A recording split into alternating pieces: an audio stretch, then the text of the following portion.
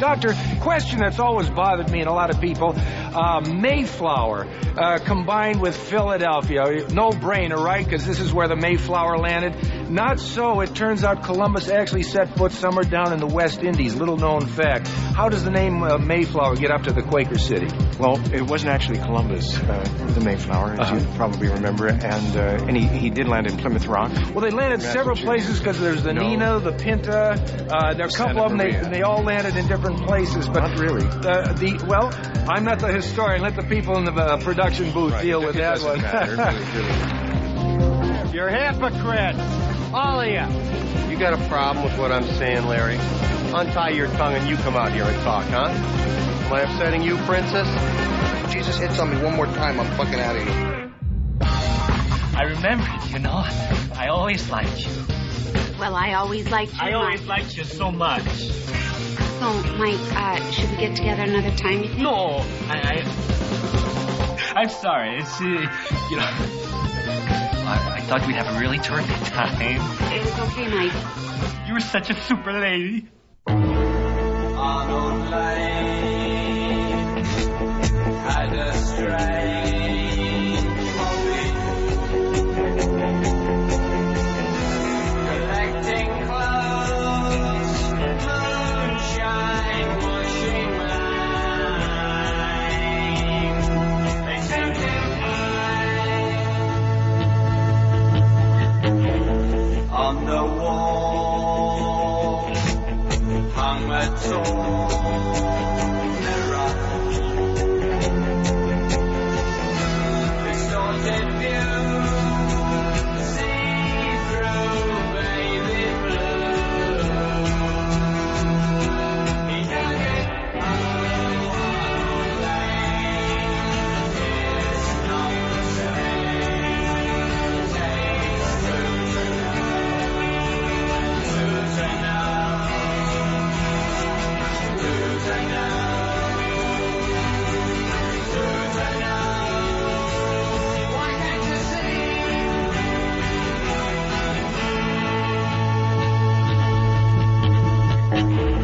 Arnold Lane, Arnold Lane, Arnold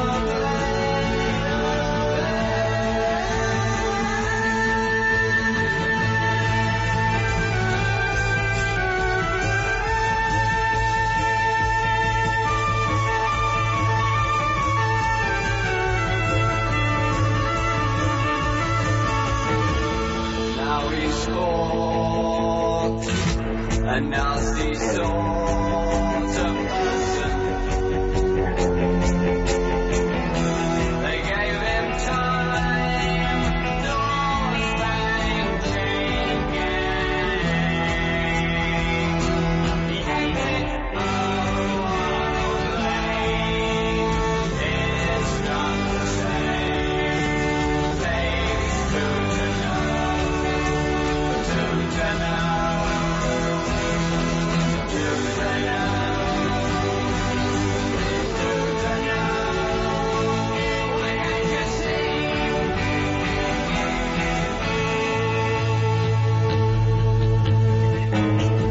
Arnold Lane, Arnold Lane, Arnold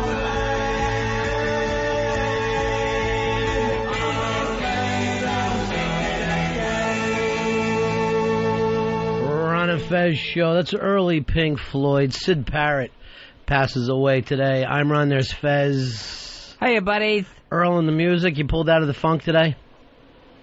Yeah, we went something different, a little psychedelic, early psychedelia. It's because Sid Barrett died. Here comes really the Sid Barrett Fez. You're the one who picked this out. Yeah, Mr. B. I picked out Arnold Lane. It's a touching song by really a gifted songwriter, Sid Barrett. He was the founder. Why do you look all freaked out? Why are you all panicked? I'm panicked because one of the great songwriters is gone, and Sid Barrett was... It's a very depressing day to me because... You're talking?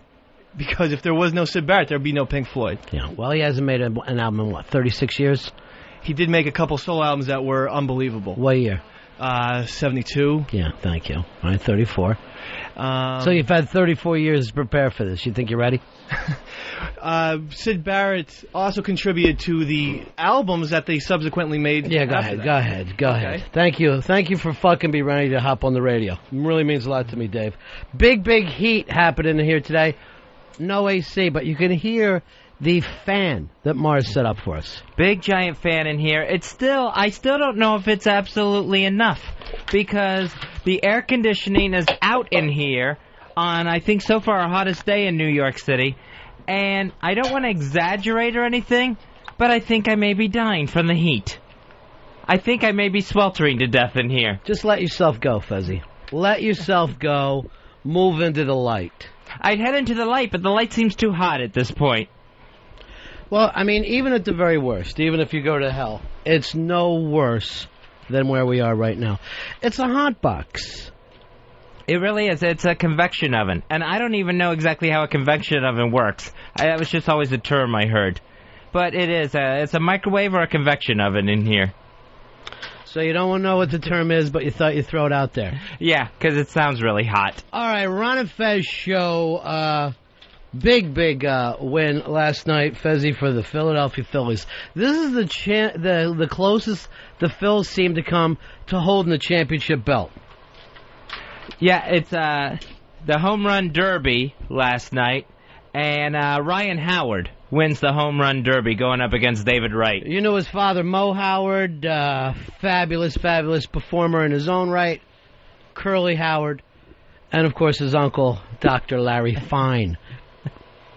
Paging Dr. Fine, paging Dr. Howard. Where are you on this, Fez, when it comes down to it? Are you more of a slam dunk contest guy or home run derby? I like the slam dunk contest better.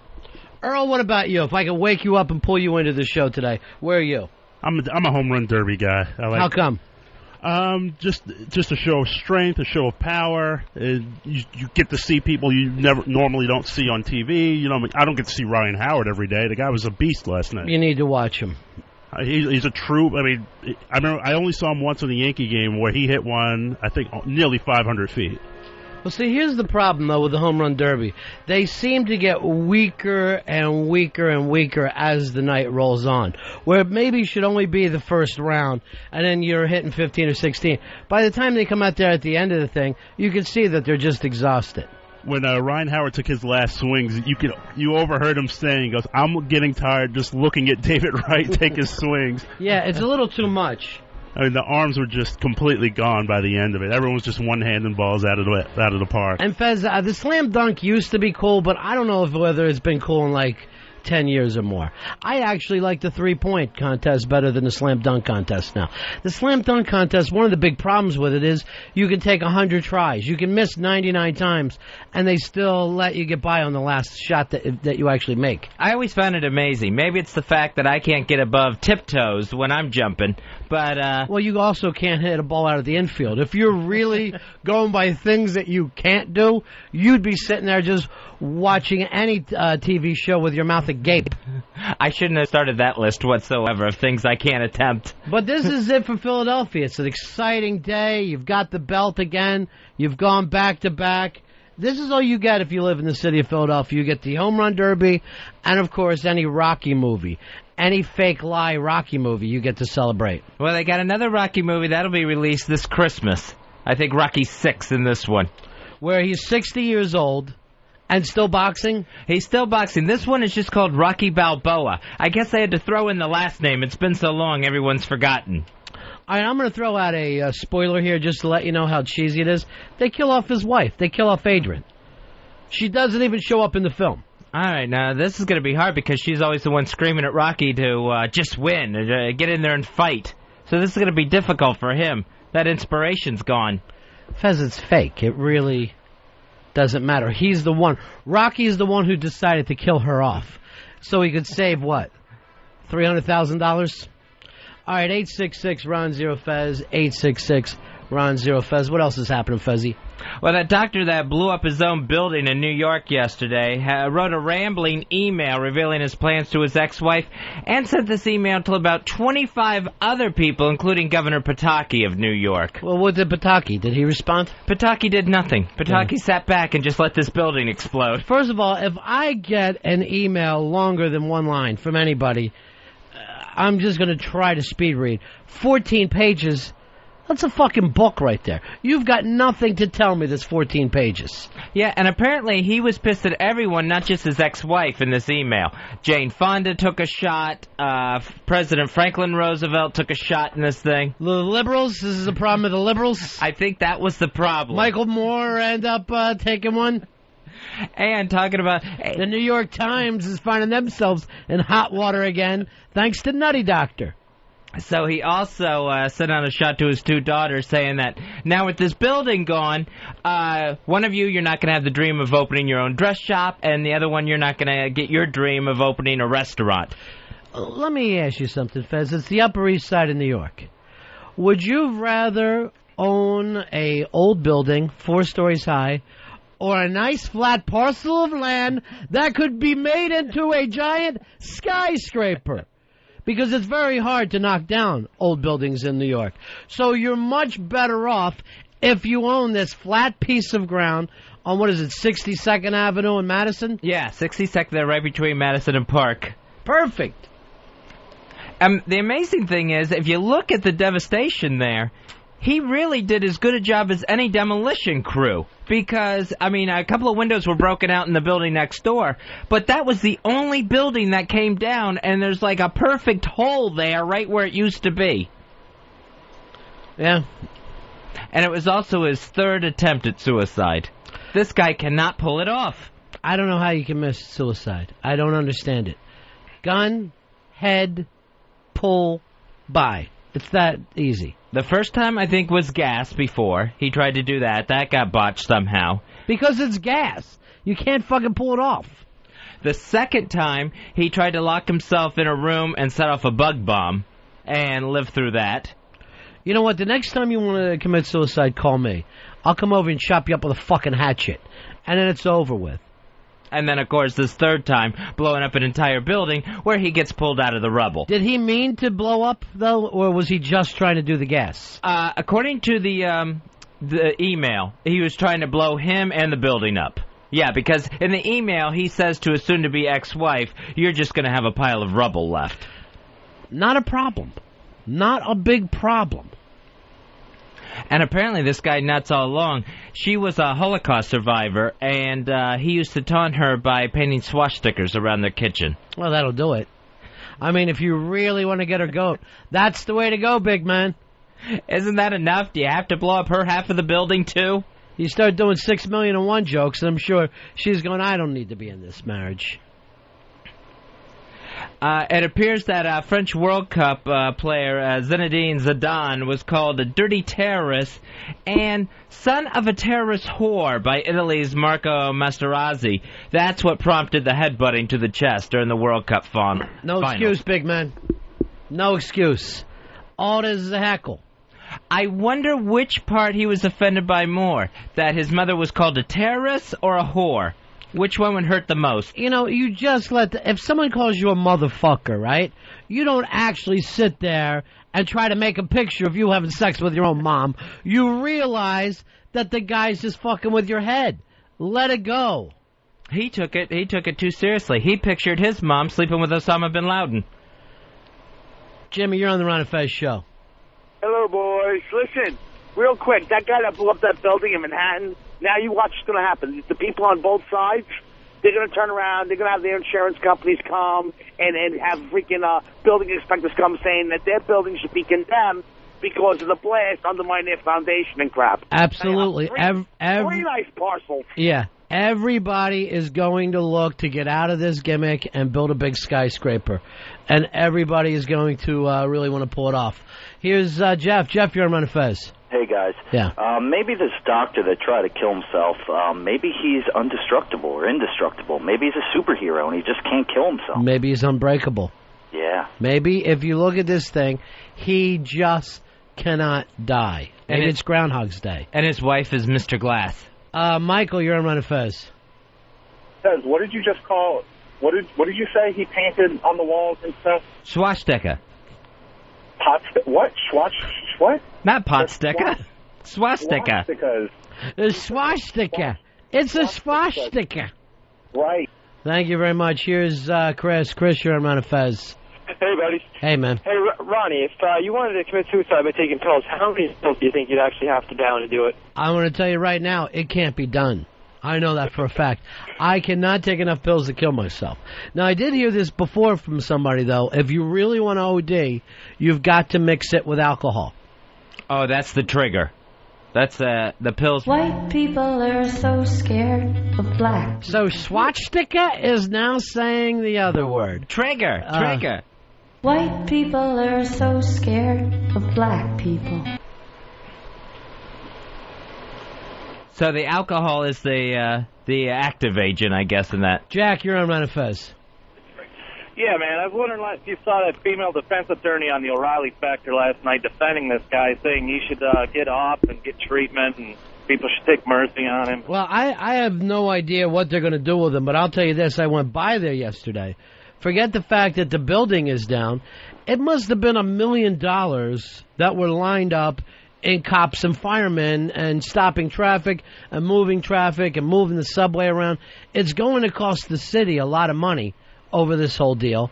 And who should pay for this?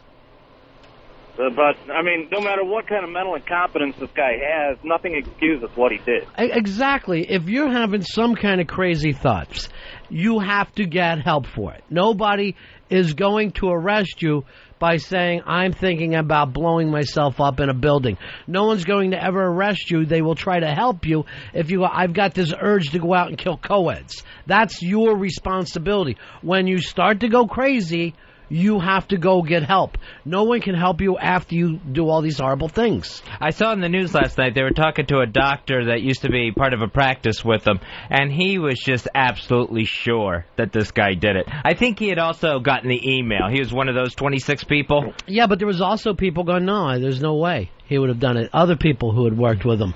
So, I mean, you never know who's going to lose their lid at any certain time. There was also an interview with a lady that had moved. I guess the doctor's mother used to live in that building, and after she died, he rented out that apartment, and the lady said that this doctor, she would come home, find him in her apartment, and he would be bitching at her that she didn't have her furniture set up the same way his mother did. So this is just a history of problems. And this is the way most OCD people end up, Fuzzy. If you have OCDs, sooner or later you're going to do something awful. I would like to get into a thing. If anyone has an OCD, we hunt them down. We put them in camps. Very neat, tidy camps. Bottom Rock, you're on Ron and Fez. Hey, I don't know what kind of doctor this guy was, but don't they have a bunch of cool shit they can just inject themselves with and kill themselves and all that crap? If you're a doctor, you can get your hands on anything. Something like that. And these weren't even cries for help that he's fucking doing. And let me tell you something about Mr. I Want to Kill Myself. He's laying under the rubble, fire on top of him with a cell phone, calling the firemen and saying, help me, rescue me.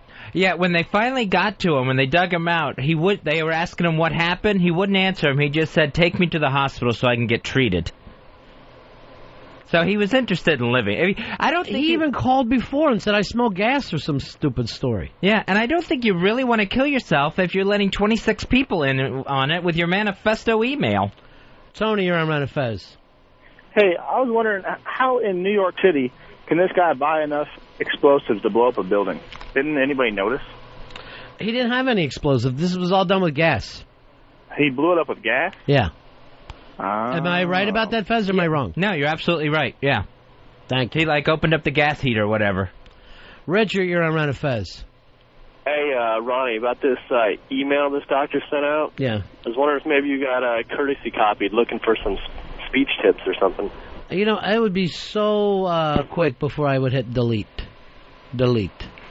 I would just say 14 pages, delete. It's like if anyone sends me an attached picture, delete. I'm not going to open that shit up. Well, by the time you get to the paragraph of how President Roosevelt abandoned the Jews at Yalta, yeah, really, there's not much of interest there. I'm hoping today to debut one of my new characters, Dirty Sanchez, the Mexican bandit. That was, of course, brought up at my my parents' 50th wedding anniversary. All right, good. June... A little too hot for that one today, Fez. Little too hot for me to sit here and eat shit on the show. Not going to happen.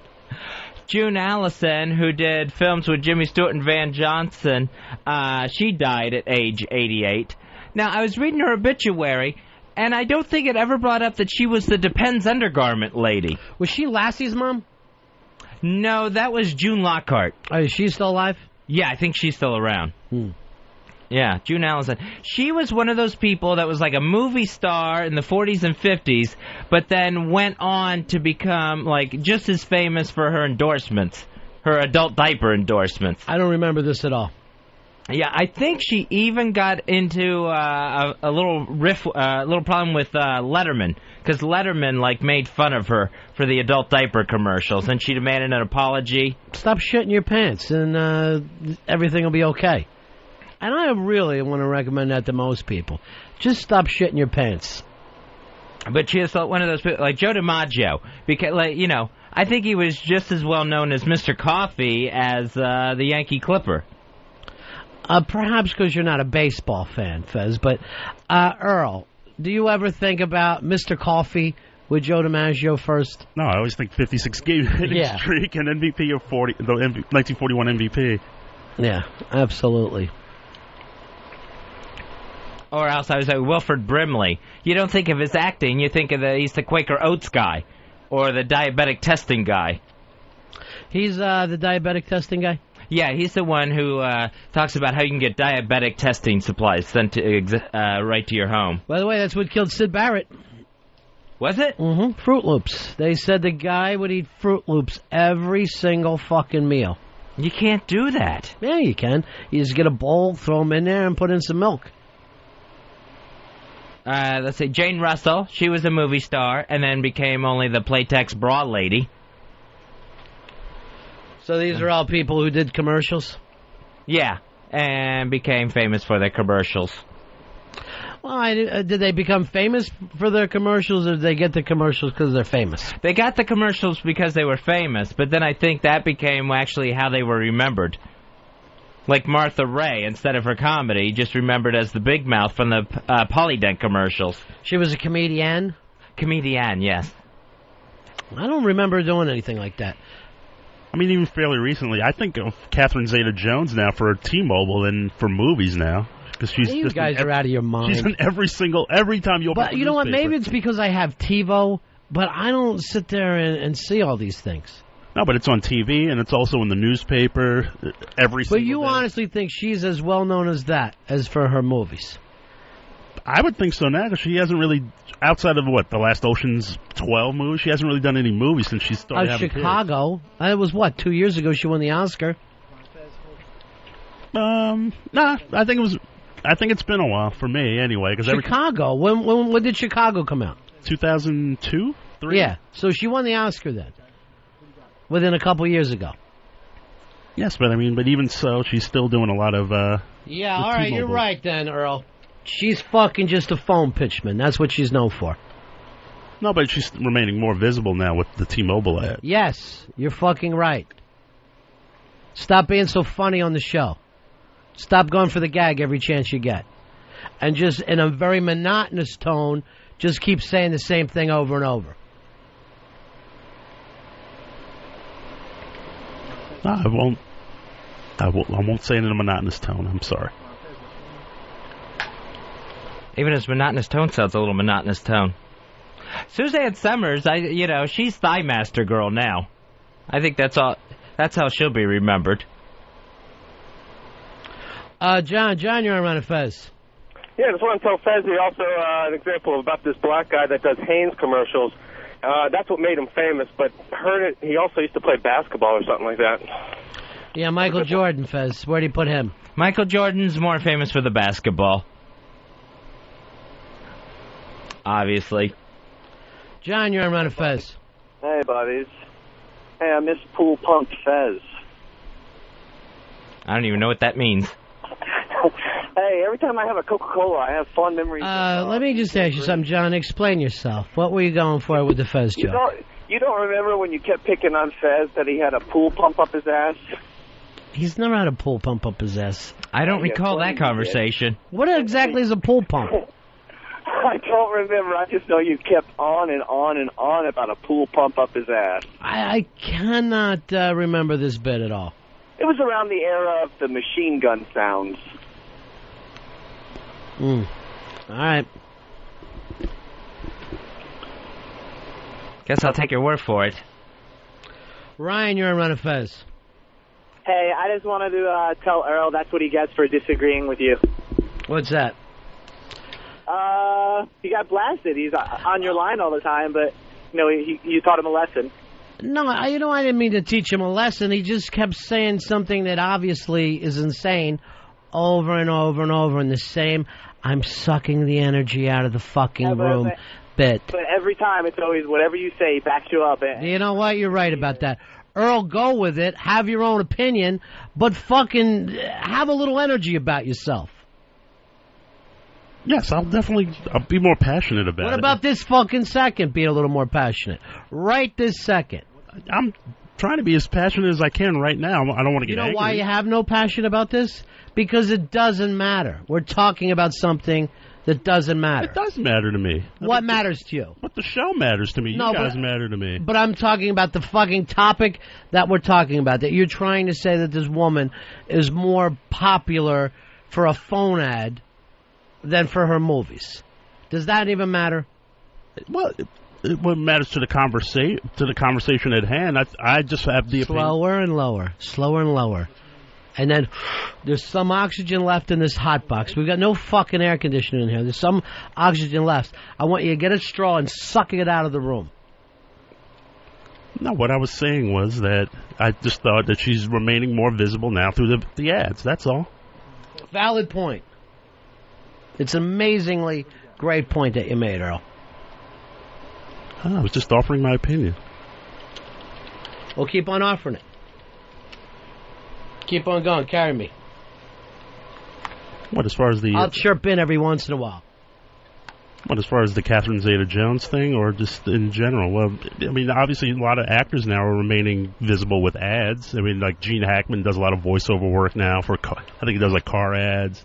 Richard Dreyfuss has done a car ad. Yeah, true. That's what they're more known for.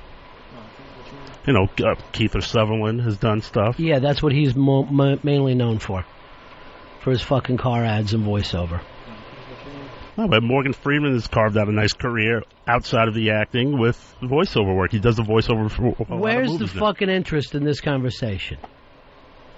Give me the slightest bit of fucking interest that anyone would have of this fucking conversation of Morgan Freeman makes extra money doing voiceover. How this is some new light bulb upon the world. Well, you were talking about celebrities that are known more for their commercial work and for... Why don't you just get a pillow and put it over my face?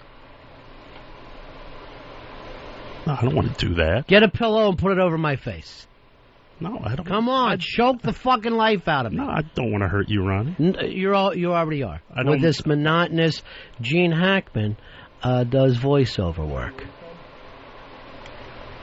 I mean, I'm talking the way I normally talk. I don't know how other way to do it.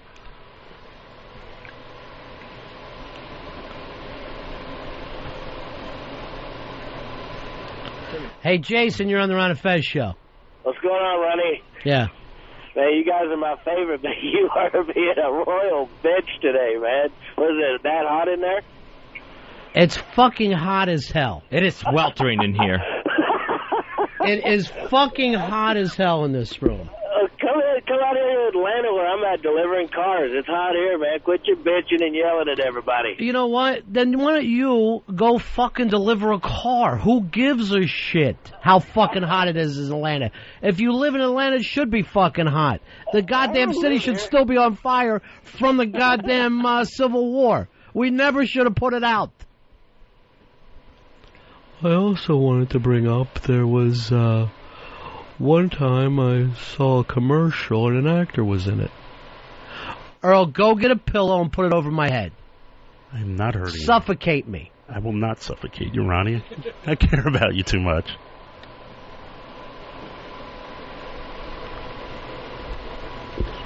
And I will not kill you. No. You're fucking killing me now with the monotonous fucking tone of your voice. You're killing me.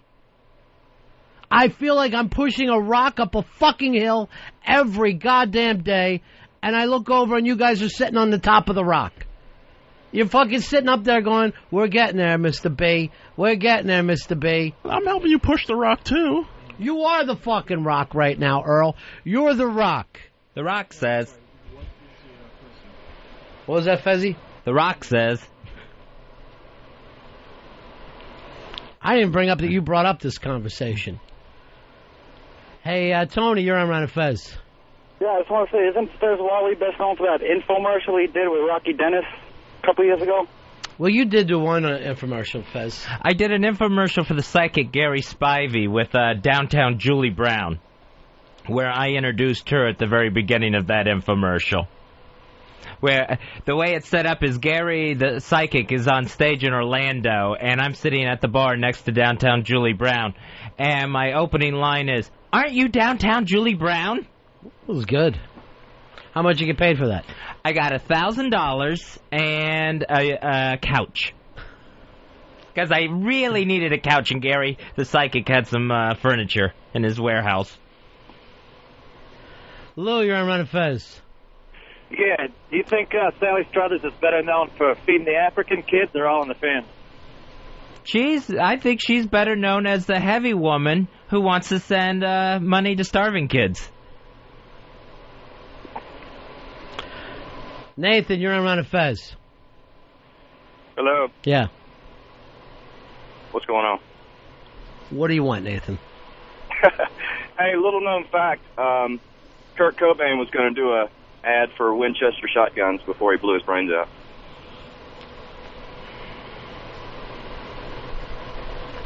It's not even true.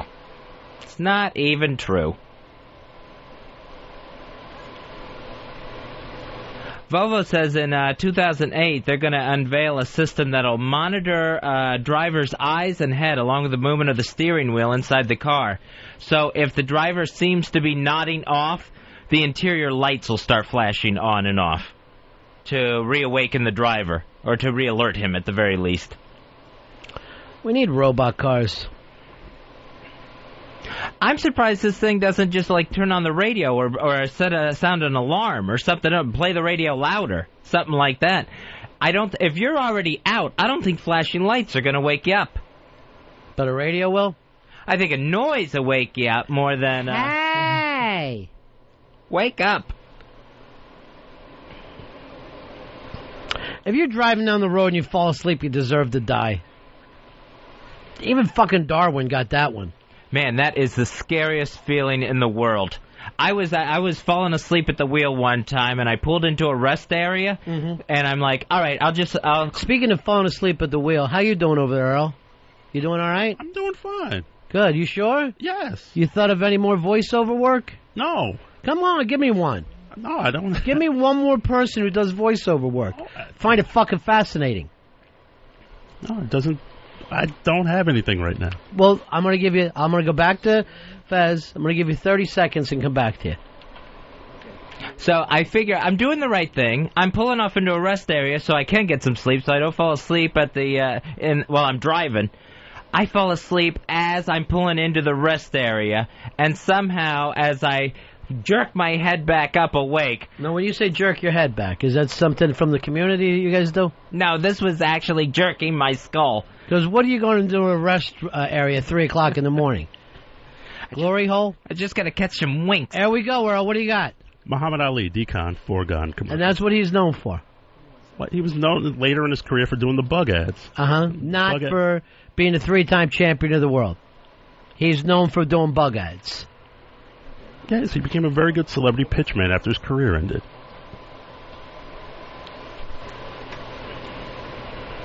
Go ahead. Well, I remember those ads when I was a kid.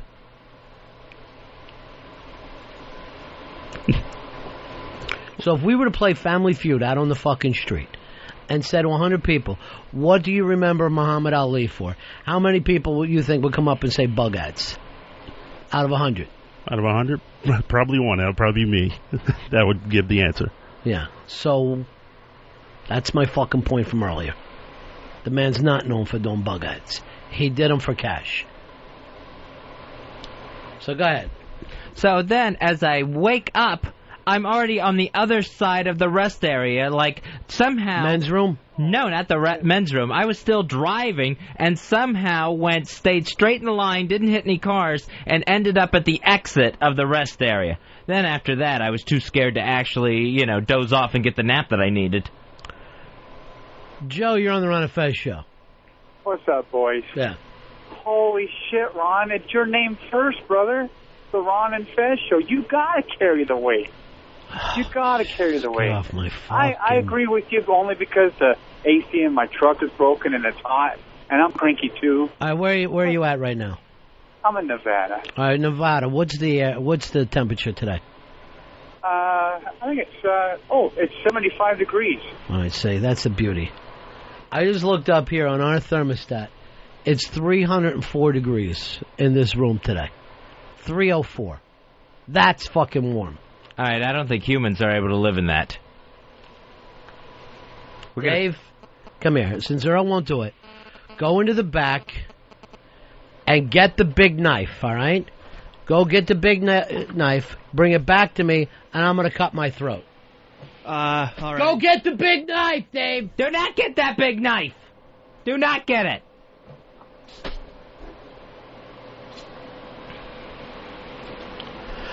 Here's Tommy. Tommy, can you hear me? You're on Ron and Fez. Yes.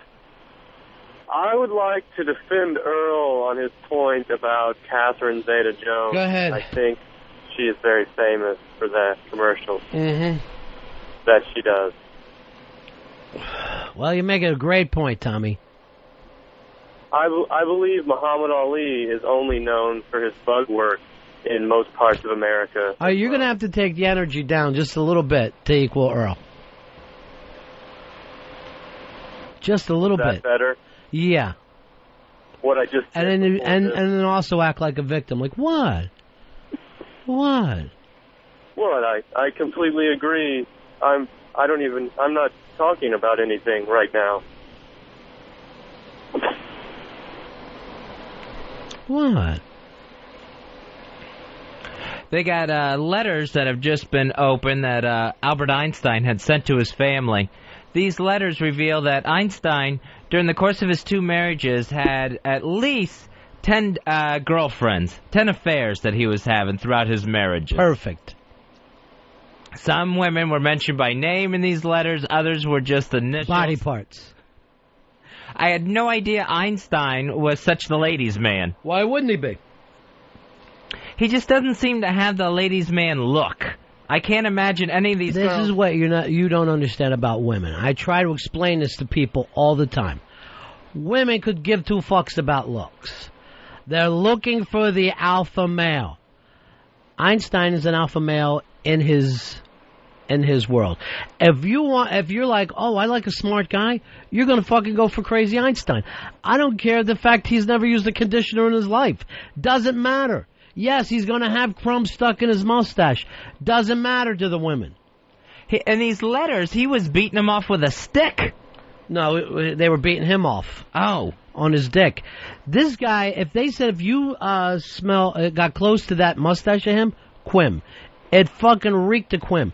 I saw a documentary the other day on the History Channel, and it was basically about the founding fathers.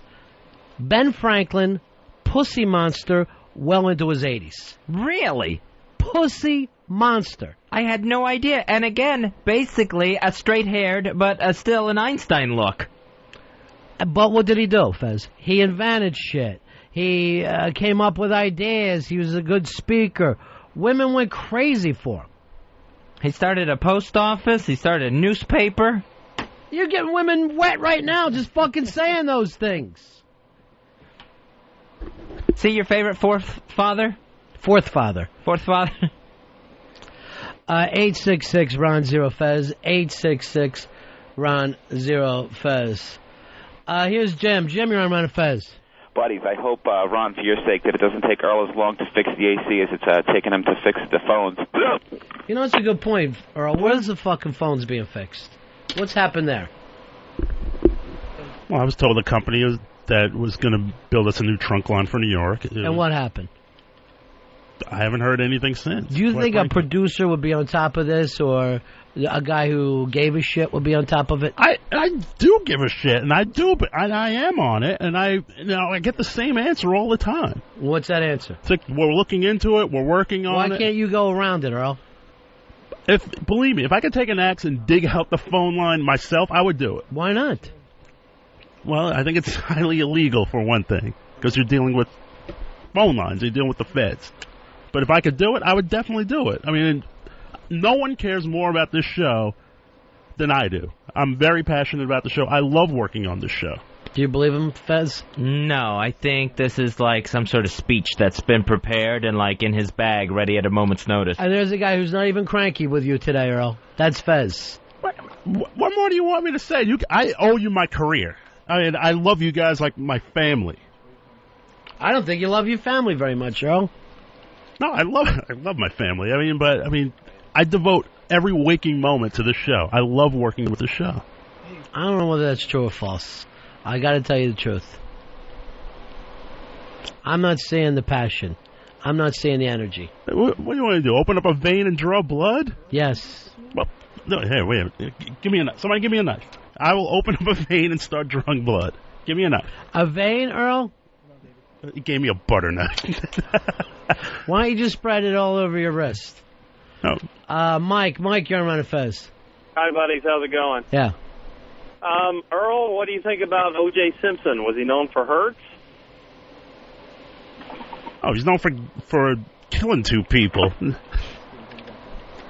You never even think about the 2,000 yards. I do. I think about the Heisman Trophy. He was one of the best running backs of all time, but people associate him with murder now. Josh, you're on Ron and Fez. Hey, what's up? Yeah. I just want to tell Earl I love him, but, like, he's completely wrong. You have people like Mark Hamill or Adam West who had one big thing in their career, and now, like, you know, Adam West does Voice and Family Guy, and he's really prolific. But you'll always remember for that one hit they have. Like Mark Hamill, you'll always remember for Star Wars. And even with Catherine Zeta-Jones, the only reason they hired her is because she's a famous actor, and people remember her for her acting, not her commercials. It doesn't make... If you're sitting there thinking that you know these people more for their commercials, you're watching far too much TV. This whole, I spend every waking minute of the day trying to get the fucking phones fixed, can't be true. It sounds like you're sitting there counting TV commercials, one after another. Well, we obviously have internal problems in here on the phone, with the phones and with the AC. I try my best to get these things corrected. Now, what do you mean, try your best? Have a lemonade? No. Play checkers with your elderly uncle? No. What do you mean by play? Are you tying a catfish line to your big toe? No. What the fuck was try your best mean? You know, you send emails, you make phone calls, you keep bringing up over and over again that we keep... Who are you sending emails to? Just out in general? To anybody? No. To whom it may concern. The phones are broke.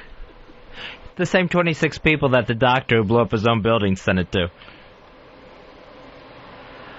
David, you're on Ron and Fez. Hey, how are you? Yeah. I've always thought of Ben Franklin more for the insurance ads.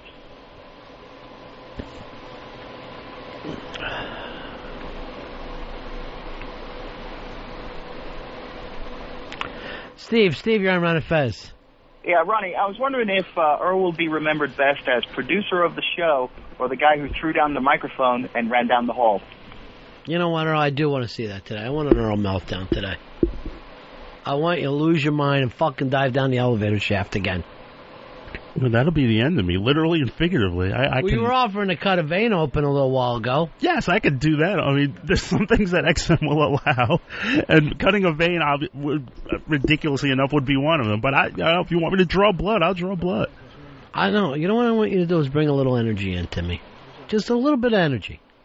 No, I'm very energetic. I mean, I don't exude it like, I'm not manic. I've never have been. Earl, I watch fucking butterflies land on you and start building cocoons. I don't know if butterflies do that. But I see them come out of their cocoons on you. I see it happen. I've just never been a manic person. I've just been a very low-key, laid-back person. That's the way I've always been. I can't help it anymore. You know what? Maybe I should have Dave step up. Dave, are you ready to step up? Because you were a fucking idiot when I called you in here earlier today. Yeah, no, I'm ready. I'm ready to step up. I'm ready to rock. All right, let me just see where your head's at today. Come on in this room. Because Earl's more of a Stephen Wright type comic. Is that where you're going with this? The heady stuff, Earl? No, I'm not going to Stephen. Pausing is all part of it? No, it's just the way I am. I can't help it. Hey, Angry Gary, you're on Ron and Fez. Buddies, how we doing? Hey, Earl said he devotes every waking moment to the show. What's that, hour and a half a day? Is that how long you're open a day? No, it's more, I think about the show all the time. I think about it in the shower. I dream the show. Well, you jacking off in there thinking about the show? No, I don't jack off in the shower. Why not? Because I'm usually showering. I'm usually bathing in the shower. I don't rub one out in the shower. You ever run the soap across your balls? It burns too much. So you don't soap your balls up at all? I do, but I'm very careful. How can soap burn your balls? What are your fucking balls possibly made out of? That soap burns them. No, I was thinking of... what do? You go in there, you take like an old bread bag and rub it around your cock so you don't get wet? It's a hairnet. No, I was thinking of shampoo once the shampoo dripped down. On your balls? I was in the shower. I wasn't even aware of it. It burned like hell. It's almost the same as getting it in the eye. You must have a wound down there or something for it to sting. Why does he even use shampoo? You're fucking bald, you liar. See, he lies. Yes, you're right. No, you haven't had hair in 10 years. You don't want it, Dave. Yes. You are fucking right about that. I didn't realize what a liar he was until he came up with the term shampoo. Yes, I use shampoo on your head. You still have to clean your head. Every waking moment, he does spend a lot of time in the office. I swear to God, here's what I think happened. We leave here. Earl finds a nice shady place down along the brook. He ties a catfish line to his toe. He puts a straw hat over his eyes. Maybe he whittles or plays the harmonica till he falls fast asleep. When he's not filming trees and watching $1 Million Baby in the producer's booth. And then every once in a while... Dave, don't even start up Mr. 4 o'clock out the door. Yeah, right. You are out the door. Every time I'm like, hey, Dave, I want to show you Including the last 2 weeks? Like last night when I left at 7:30? And I get here... yesterday? And I get here 2 hours before you? Yeah, that makes a lot of noise. And your work and I don't take trips to Central Park for 2.5 hours. When was the last time I took a trip to Central shoot Park? Everything. Oh, when was the last time, Dave? Day. When was the last time, Dave? You're always doing it, though. So when was the last time? The last time you went there? Yesterday, I'm assuming. No, I was with you guys yesterday, you idiot. How did you wake up, Earl? How did you wake up from down along the brook? Was somebody cooling a pie in a window and that got you up off your bed? A lot of times that aroma will form a finger and tap him on the shoulder. But I'm as passionate as anybody on this show. I care deeply about this show. I don't know, Earl. I wish that was true. Rihanna, you're on Ron and Fez. Hi. Yeah. Hello. Yes, what can we do for you, darling? Before I say what I'm going to say, I have a rabbit named after you, and I have a dog named after Fez. Amazing. We're really, truly honored. No, I have seriously, we're unbelievably honored. Molly, and I have a rabbit named Bennington. Mm-hmm. Luckily, the rabbits don't last as long as dogs, so Fez will carry the shame longer than me. The rabbit's like on his last leg, so you're almost dead. Do me a favor. When it's finished, send it to us here, and I'm going to have Earl eat it. And then you could eat it. Earl, you eat rabbit? No, I've never had rabbit. No, my mama done told me to bring home a rabbit. What is it that you want to say, Rihanna? Catherine Zeta-Jones is only known for one thing. She's only known for marrying an old man.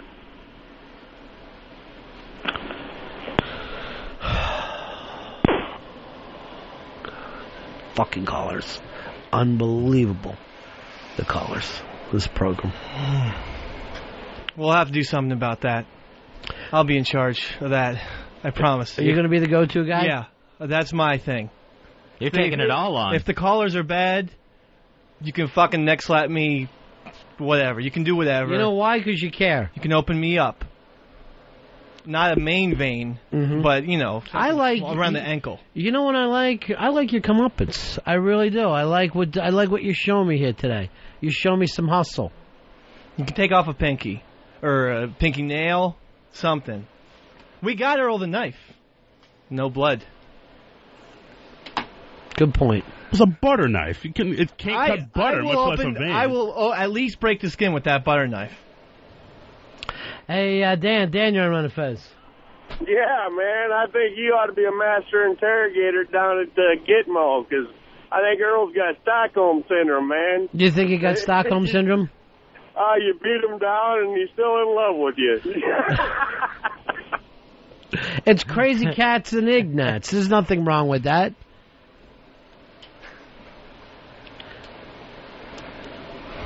I always like to say there's an S for every M. It's all out there. You want to be the M here, Earl? I'm all for it.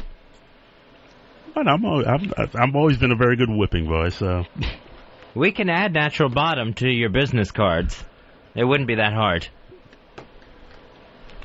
So you're stepping up now, are you, big man? Yeah. This is going to be Dave's show. Mm-hmm. This is my thing.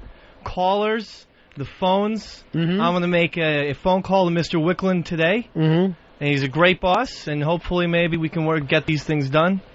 Good, that's what I need, another phone call. No. Why don't you also send an email? I'll do anything that I can do. You know the main thing for the show right now? Yes. Skin pigmentation. Is there anything you can do about that? I can't help the way I was born, Mr. B. Some people are blessed with the olive oil. You're the third winner, brother. It's fucking Johnny, Edgar, and Eastside Dave.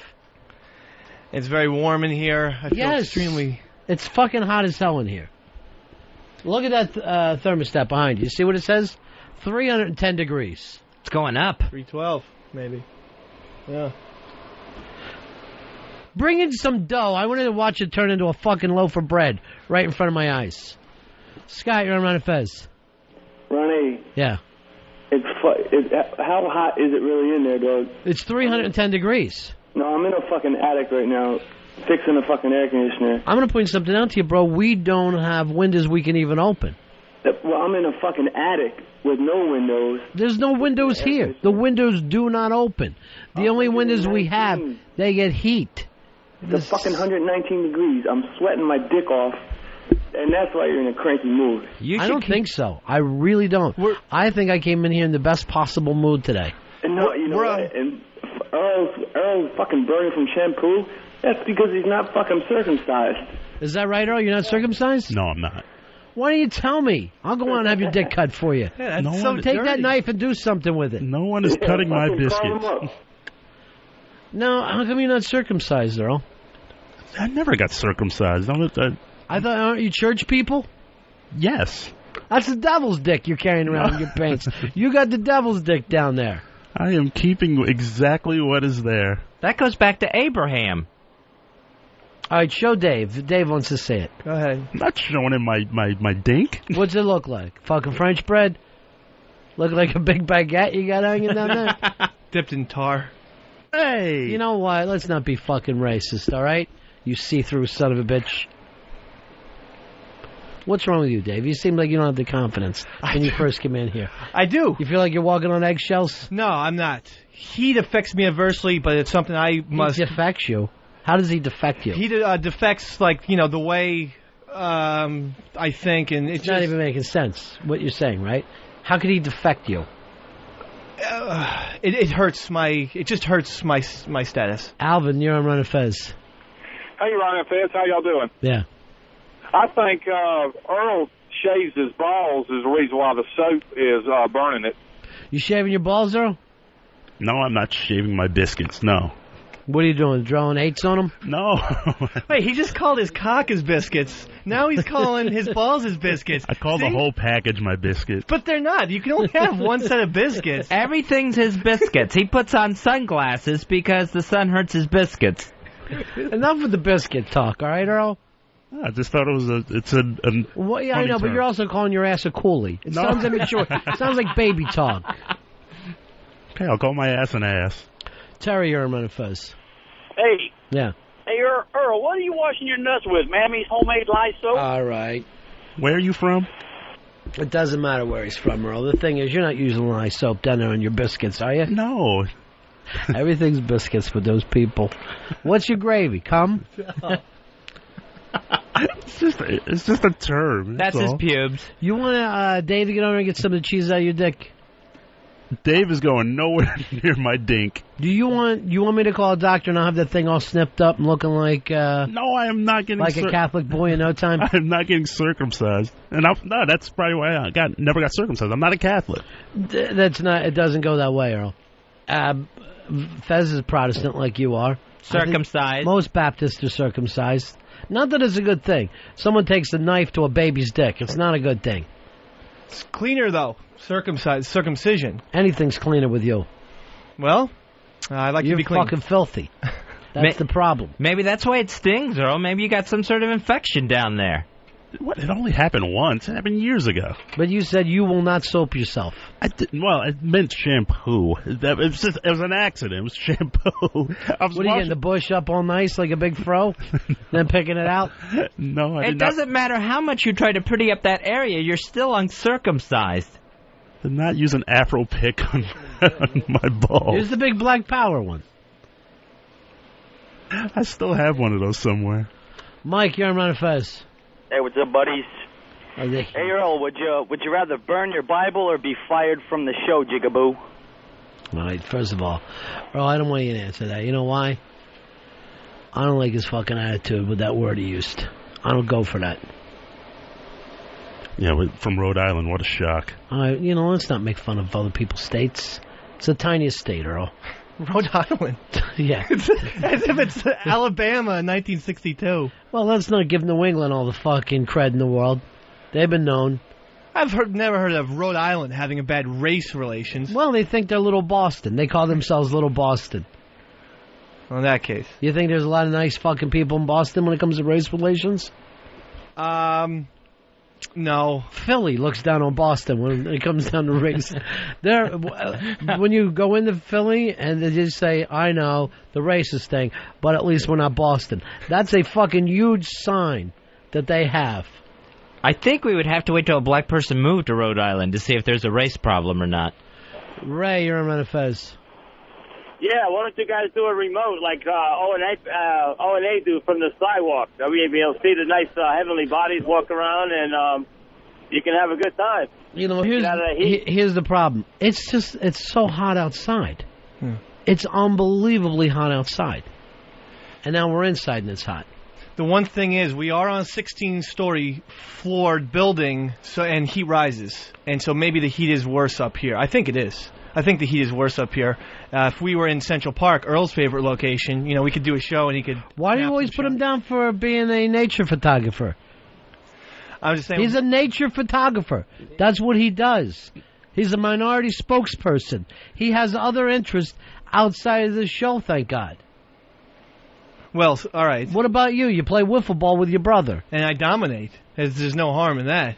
Every single weekend, dominate. 8-2, 9-3. I have other interests. How old is your brother?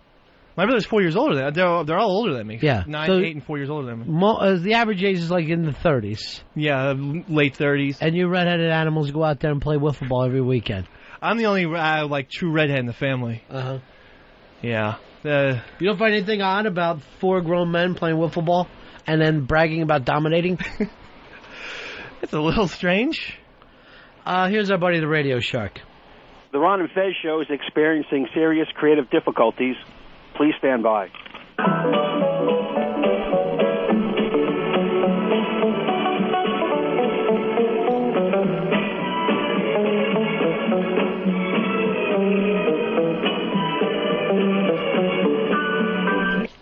Fez? Yes. Please stand by.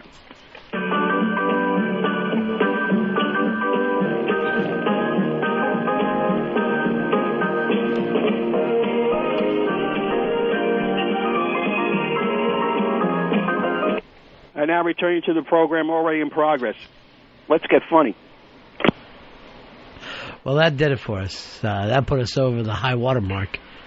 Funny little music. Got some Hollywood high school here, some celebrity couples that are reported to be hooking up. Eddie Murphy is now supposedly dating Scary Spice from the Spice Girls. Which one is Scary? She was the... black one. Was she the black one? Yeah, she's the black one. That's the only way you guys can describe her. Too racist. Earl, you see what I go through? Yes, absolutely. And also, Nicole Richie is rumored to be dating Jeff Goldblum. Who's he? Who's Jeff Goldblum? It's a Jew. Oh. Timing is unbelievable there. Sorry. So I'm hoping that these two, I hope this couple catches on and we get Goldrich out of it, like Bennifer. Don't tell me the truth. Did you have that plan before you came in here? Yeah, I did. Yes. Because I was going to say, you know what? You're thinking quick. Then I thought to myself, no. He doesn't even have the smug look on his face of when you do come up with a good line, so he must have wrote it earlier. Scott, you're on the Ron and Fez show. Days. Hey, man, I'm really disappointed in Earl and Dave. If they were half the men that they said they are, they'd be on a train down there to Wiki's office getting this air conditioning and phones fixed up. No shit. Very good point. Very good point. You know, if I was the producer of the show, Earl, you know what I'd be saying? No, you guys are not coming in here and working in a hot box. I'm playing the best of today. And I'm playing another one of your dull-ass interviews. I want to point this out. It wasn't even either of these two that went and got the fan for us. That was Mars. Fan? What's it doing? It's blowing hot air around. Like fucking sitting in front of a furnace now. It's more like a tailpipe than an actual fan. The hot air that's coming out of it.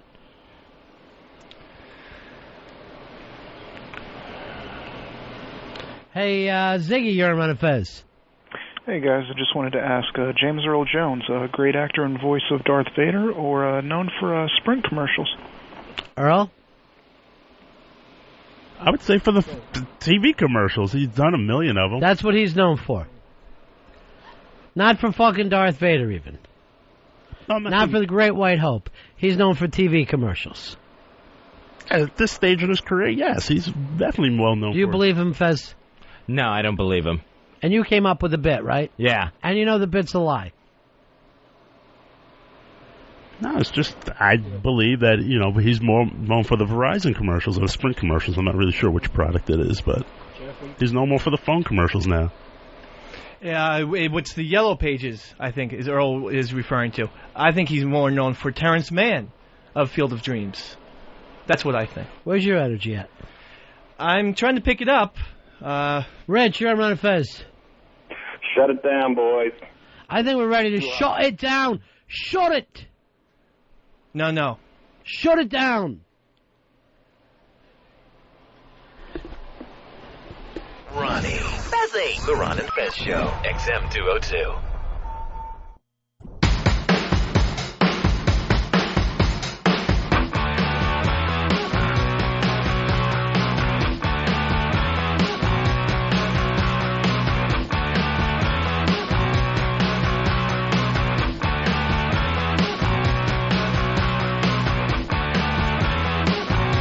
Back with the Ron and Fez Show on a Tuesday. Remember, firefighters, you're going to eat free off the smokehouse menu at any Hard Rock Cafe today across the country. That's for all firefighters. What if they want a hamburger? Not on the smokehouse menu. It's the ribs or the smoked chicken or the rib chicken combo. What about some cheese sticks? No, that's not on the smokehouse menu. It's not even like a smoked Gouda or anything. You know, I know they're trying to be nice, but still, open up the menu. I mean, try to have a theme, you can understand that, but not everyone's going to go for the chicken or ribs. An Oxford University study concluded that the traditional practice of counting sheep is ineffective as a cure for insomnia. I don't know one person who's ever done it. You know what? I've tried it before, and it made no sense whatsoever. You just keep counting. They say the mental activity is so boring that your other problems and concerns are going to just seep right back into your mind. That it's not keeping your mind active enough to put you to sleep. You have anything to put you to sleep? What I usually do is I will put in a DVD of a movie that I've seen like a lot of times, like What About Bob or something like that. If it's a movie I've seen a lot, that will usually put me out fairly quick. You know what I call them like adult fairy tales, where it's like you're getting a story read to you as a kid. That's why all around the country they've always run like Cheers at 11 o'clock, and now it's Seinfeld at 11 o'clock. So people they're tired, but they're watching a show that they're already comfortable with, they already like, and they can kind of drift off to sleep watching it, just like little babies. Then in the morning I try to remember what was the last thing I remember from the movie, before going to sleep. And I think it's usually the credits. And then, you've already seen this thing a million times, and you're like, I guess Kramer's going to be okay. And then what did Kramer do? It's usually something that you can just go ahead and close your eyes, and you've seen it so many times you can just listen to the dialogue. Hey, Mike, you're on Ron and Fez. Hey, boys. I got a cure for insomnia. Just have Earl have some commentary. Everybody will fall asleep. I see. Now everything was going very nice. We took a little break. We got back and got it started, and then that happens, Earl. Mike's a jerk off. Oh, come on, Earl. You don't need to work blue. That wasn't blue. It did. I mean, I'm thinking of your uncut dick. You don't need to work that way, though. Get that out of your mind. I don't know if I can feel the same about Earl. Jeremy, you're on Ron and Fez. Does he taste the same? Hey, man, how I get myself to sleep at night is I put in Alice in Chains Unplugged. Thank you. Here's Andy Mike. Hey, how you doing, Mike? All right, how are you guys doing today? Oh, we're just peachy. Super. Have you talked about Big Brother at all yet today? No, is it on tonight? Is that tonight? It is on tonight. They should be showing the Power of Veto competition, and I think whether or not it is used by the winner. If you want to know the spoilers, I'll certainly be glad to tell you. Yeah, I know them, but I don't want, let the people be out there. This is the first year I've ever had a producer not get me the live feeds. In 5 years. Amazing stuff, Earl. Well, I just got an email. They said they were experiencing some technical difficulties, and they're apologizing profusely. What does that even mean? How could there be technical difficulties? I literally these things are on fucking line. Everybody's watching them. What? Hey, Ron, I'll take some of the flack for that, because I told Earl I was going to be able to get him for him, and they haven't responded to me very well either. Earl should be going directly to CBS like we do every year. No, and I got an email from the company. And they said they were experiencing some technical difficulties, and they're trying to work on it. I fucking went to Joker's Updates. They're on the line. They're being done. If there was technical difficulties, I would turn it on and go, wait a minute, Earl, this thing is not working. The technical difficulty is we don't have a password. Yes. I mean, they said there was... I'm relaying what was told to me. Earl, I'm fucking telling you that's bullshit. It's already online. Earl, do you understand that you shouldn't have accepted their answer because there is no technical difficulty? Do you get that much? They're online, people are getting the feeds, so their answer is bullshit to you? Yes, I'm watching them. Everybody's watching them. Earl made up a fucking technical difficulty thing with CBS. I have the email right here. I don't give a fuck what the email says, Earl. You're getting in the same way phones can't be fixed. It's coming back to the same shit over and over. Your job is not to fucking turn around at the first hurdle. You got to leap over it. I'll get over the hurdle. It's a fucking week late already. I'm fucking reading Joker's Updates like a fucking strap hanger. It's like I'm fucking taking the end train in. Now, is Big Brother only on twice a week this season? 3 times a week. All right, they changed it from Saturdays to Sundays, so it wasn't on this past Sunday. It'll start a regular cycle now: Tuesdays, Thursdays, and Sundays. Now, from what I can tell, it looks like the people aren't that into it this year. They're really bored, and they all suppose it's because they've all done it before. The first week is really driving them crazy, and they're thinking, well, other times when we've done it, the first week's been all exciting because it's all new, and now it's kind of old hat. Mm-hmm. But they really have, without giving anything away, things have really kicked in the last 24 hours as far as making some moves, and I honestly, right now, as I talk to you, cannot say for sure who is going of the two people that are nominated. It's almost like this year they haven't made up any really strong alliances, right? Oh, they haven't at all. Yeah, they're all playing really loose. Matter of fact, I watched Will and Janelle talk in the storage room one day, and they both just wouldn't say anything like, yeah, well, what do you think? I don't know. What do you think? I don't know. And Will just said, well, good talking to you, Janelle, and walked out. And, Jace wouldn't set up the thing really that strongly with Janelle the first week, so maybe it's one of those things that's going to start slow and then pick up a lot of steam. What do you guys think of the twist with two heads of household? I like it, but I just wonder if they're going to do it for the rest of the time. See, what they're speculating on right now is what happens if there's a tie vote, because there could be a tie vote on Thursday's show. And if there is, usually the head of household decides, but there's two head of households. So how do those two of them decide, and if they can't agree, who gets to go out? It's really kind of confusing, but it's interesting. It certainly is made for a different kind of start to the show. Yeah, I kind of dig it, too, and there are probably going to be a couple more things. I think it's good for the people who are playing the game not to know the rules. Now, the other thing is, Chicken George really that stupid, or is this a gimmick that he's playing? It's a game. He's watched every show. There's no way. None of them in the house believe it either. They think he's just as sly as a fox, and he's just playing dumb. And he's playing dumb really well. Not that they see it, but gosh, he just plays clueless. Yeah, I don't know, but I think he's clueless and then playing clueless. I think it's like when a retarded guy goes, let's act retarded. I hope he gets sent home right away. All right, Mike. All right, you guys take care. We'll talk to you soon. Talk to you later. Andy Mike, his website is iloveBigBrother.com. Here is Manny. Manny, you're on the Ron and Fez show. How you doing, bud?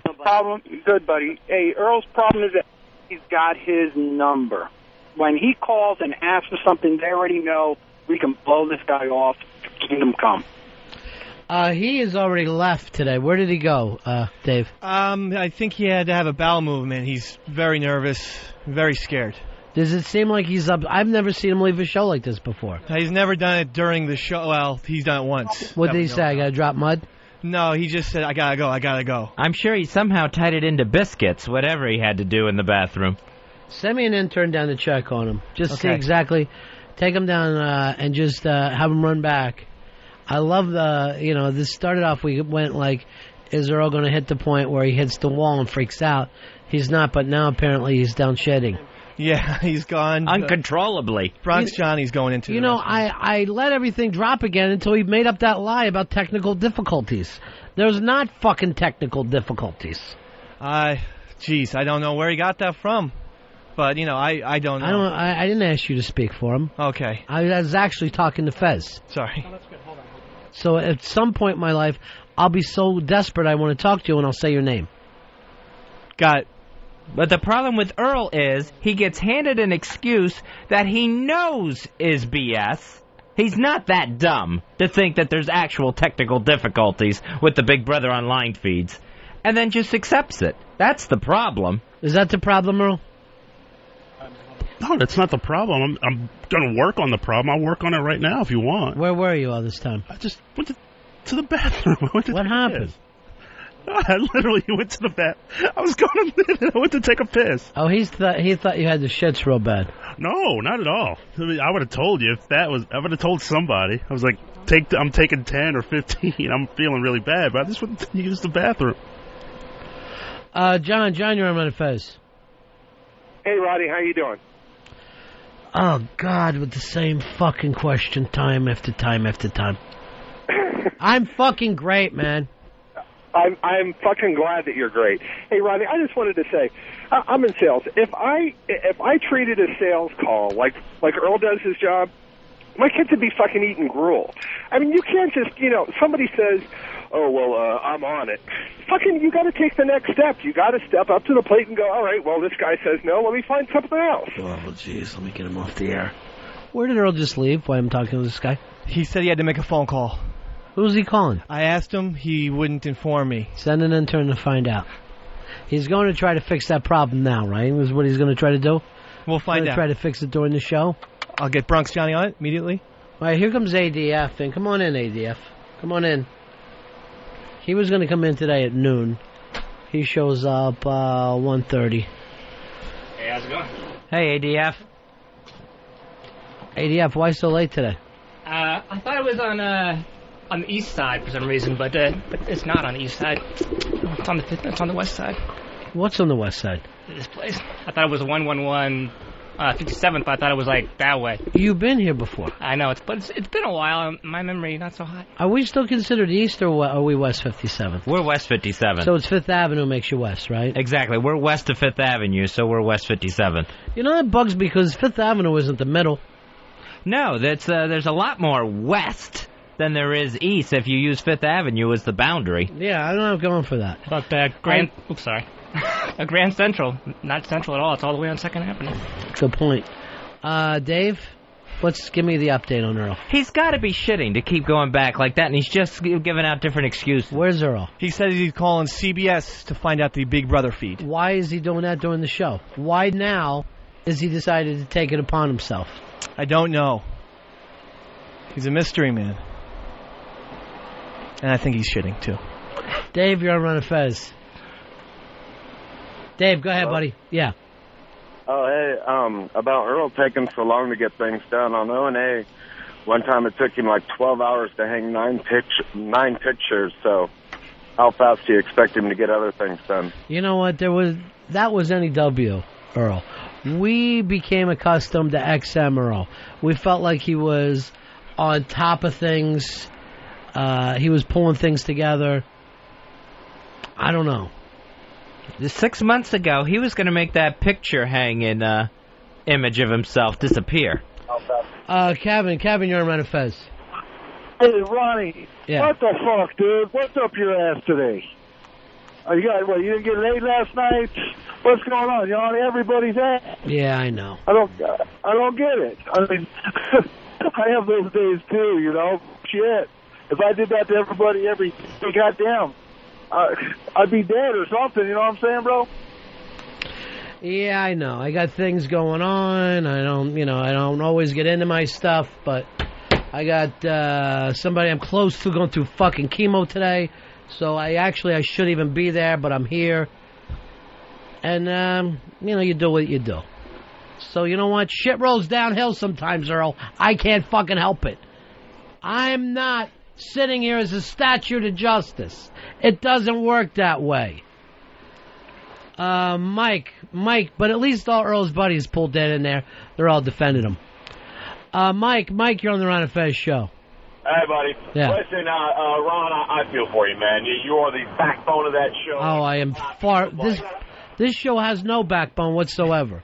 Yeah, but listen, I got, I'm in somewhat of the same situation as far as pressure and family and everything. So what I advise you is something that always puts a smile on my face and always brings things into term.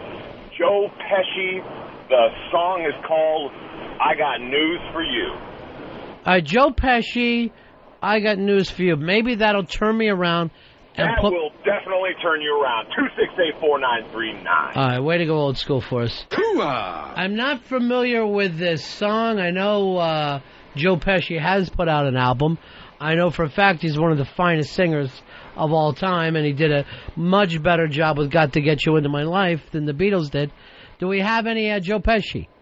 No, there's no Joe Pesci in the duet. I thought we had every song ever recorded in the duet. Yeah. I thought that was the point of the duet. There's less songs sometimes than you would realize. Less songs than everything?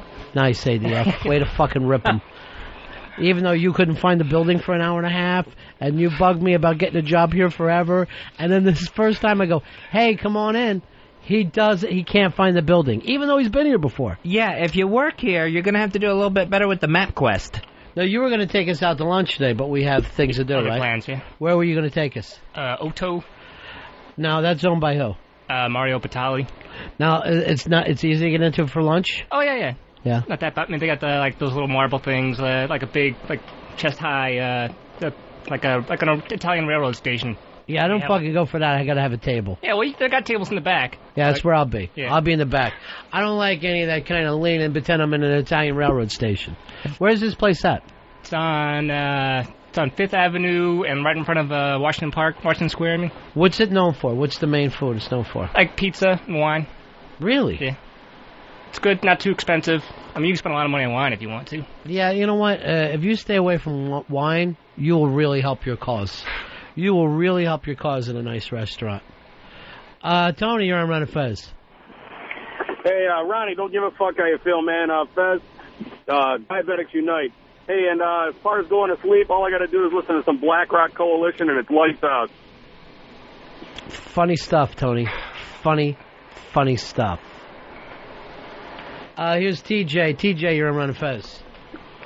Yeah, I was going to call, I don't know if Earl cares, but if you're uncircumcised, it makes sex feel a lot better, is what I read once. Yeah, you know, I've heard that myself, but here's the thing. Earl's not even doing that. So it's definitely not for the feel. Here's Dave. Dave, you're on Ron and Fez. How are you, pal? Dave? Yeah. Go ahead, buddy. You're on the air. Sorry about that. Joe Pesci recorded under Vincent LaGuardia de Gambino. All right, do we have any Vincent LaGuardia Bambino stuff on it? Gambino. A Gambino. I'm willing to guess no. If I had to go out of my way to guess here, I'd say no. I would hope so. Who'd want to listen to Joe Pesci sing? Is he good? Or? Yeah, he's unbelievable. He's phenomenal.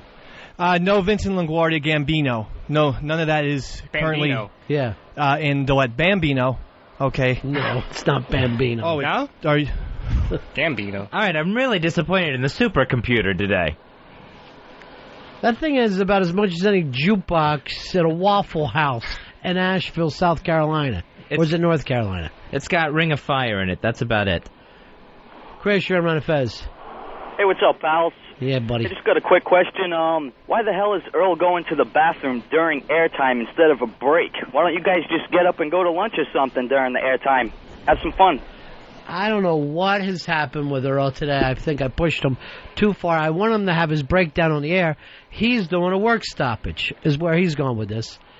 So basically, he's doing I'm trying to make a fucking phone call now. This is obvious what he's done. You know, when he says he has to piss and go running off the air, which he's never done before, and now there's a phone call that has to be made immediately. This is just him walking off the show and trying to avoid 30-day suspension talk from abandoning his post. He's trying to come up with excuses now so he won't get in trouble for walking off the show. John, you're on Ron and Fez. Look, hey guys, I'm not gonna. Ron, you should ask Dave how he spelled Pesci before you give up on that song. How did you spell Pesci? Pesci. That's correct. Yeah, I've watched Goodfellas like 78 times. I'm not going to fuck that one up, sir. Why do you keep watching the same? You don't get it yet? You don't understand it? Why do you need to watch it over and over? It soothes me. I don't know. The music, there's just something they're always eating, so it makes me hungry sometimes. I don't know. Jeff, you're on Ron and Fez. Hey, what's up? It's actually Vincent LaGuardia Gambini, and I have the CD. Well, play it for us over the phone. Well, the time of our lives. You can't even deal with that, huh? You don't have it at all. I'm sure it would be an under Pesci, too. No, there's really... Pesci's not here. Mike, you're on Ron and Fez. Hey, Ron. Yeah. Hey, I live in Asheville, North Carolina. You just mentioned it's the biggest shithole in the world, in my opinion. You know what? The reason why I hate satellite radio is you can't make fun of any bumfuck town anymore because somebody will spring up and claim I'm from here. It's actually a beautiful place. It's gorgeous scenery. Oh, yeah, but it's full of weirdos, hippies, freaks, and queers. What the hell was that, Dave? Dave, what the hell was that? Do you hear him, Fez? No. Sorry, the board was malfunctioned by me because I pressed Q. Would you have one of the interns run over and tell Earl while he's having his little I don't want to deal with his show that you're fucking melting down on the board? Would you let him know that? Yes. Yeah. That was just, I thought it was in Q. And it wasn't, so I fucked that one up. Mm-hmm. I thought there was a national theme for Asheville, North Carolina that you started playing. Martin, you're on Ron and Fez. Well, I was going to give a point to Team Watley because Earl was missing, but I don't know now. Actually, Earl missing is just as good as Dave being here. Yeah, It's the exact same thing that we get out of it. Nothing. Now, ADF, you wanted Eastside Dave's job, right? Pretty much, yeah. Dave, are you willing to step down? No. ADF would like to replace you. I think it's time. Really? It should always be somebody from RonFez.net in that position. No. I'm hoping to get Fluffernutter in there, or maybe Sheepy. No, I think I have a hopefully long career. I'd like to be the Lou Gehrig of Ron and Fez show. I'm never going to take a day off. Lou Gehrig, you fucking perform like Lou Gehrig would maybe in the last 6 weeks of his life. That's what you remind me of. Lou Gehrig, better well known for selling odor eaters than he ever was for his baseball career. Earl, where do you go doing the show? You're back now, huh? What happened? No, first time I went to use the bathroom, and then the second time I went to take care of the Big Brother problem. And what happened? You don't have the other 21 hours a day to use the phone? No, I just wanted to rectify the problem immediately. I saw how much it was upsetting you. So what happened?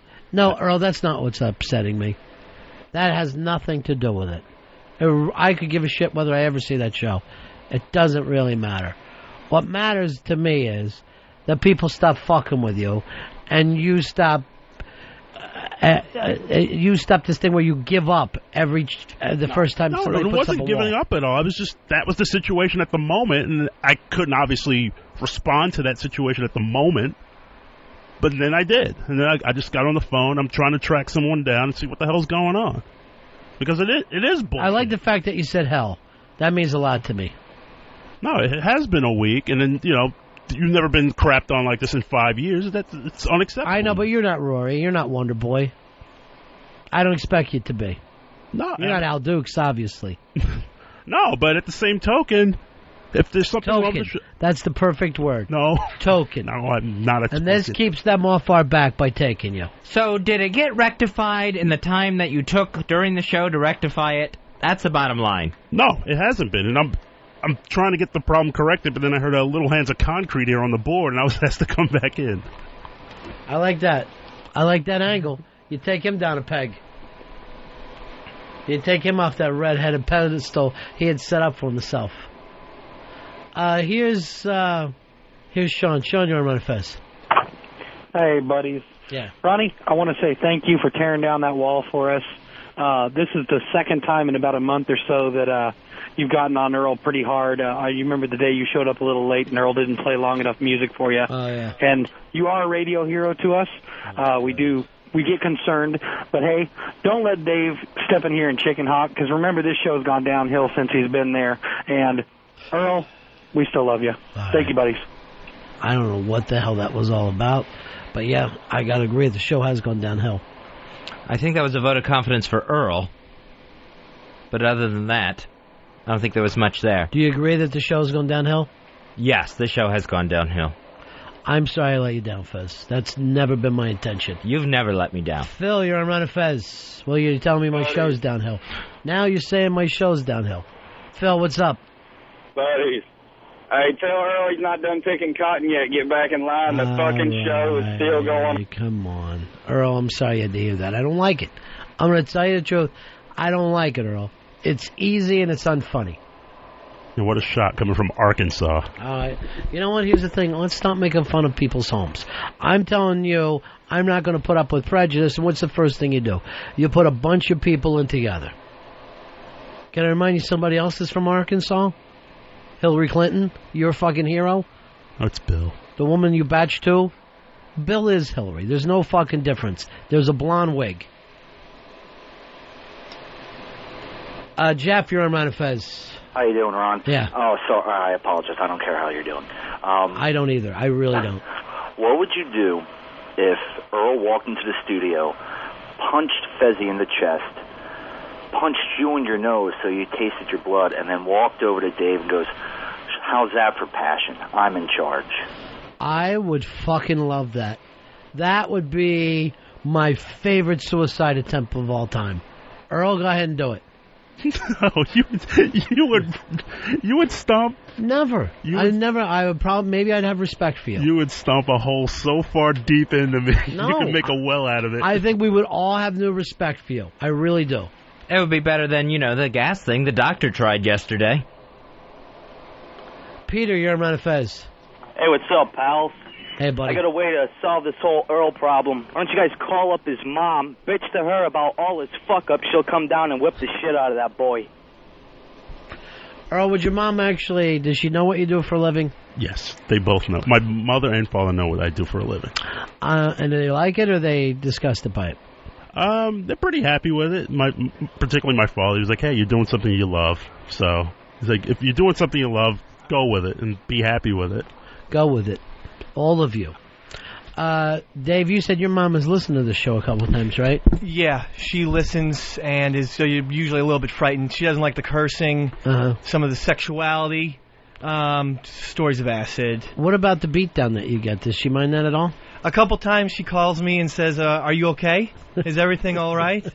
And I say, yeah, I'm fine. Why would you give your mom an XM radio? What were you thinking? It's the biggest mistake I've ever made. I never understand why anybody wants anyone they love listening to their show. That's insane to me. Did you think it would be a great gift? She actually does love the show. She's quoted it many times. She does the I'm Starving. But the problem is... She does I'm Starving. She does I'm Starving. But then there are the times where, a day like this happens and I'm fucking up a lot and I'll get a ton of emails and she'll think I'm about to kill myself, which I won't. Why don't you? Why don't you show her that you care enough about your job to take your own life? I want you to look at the future, ADF. All right. That's right here. The new you.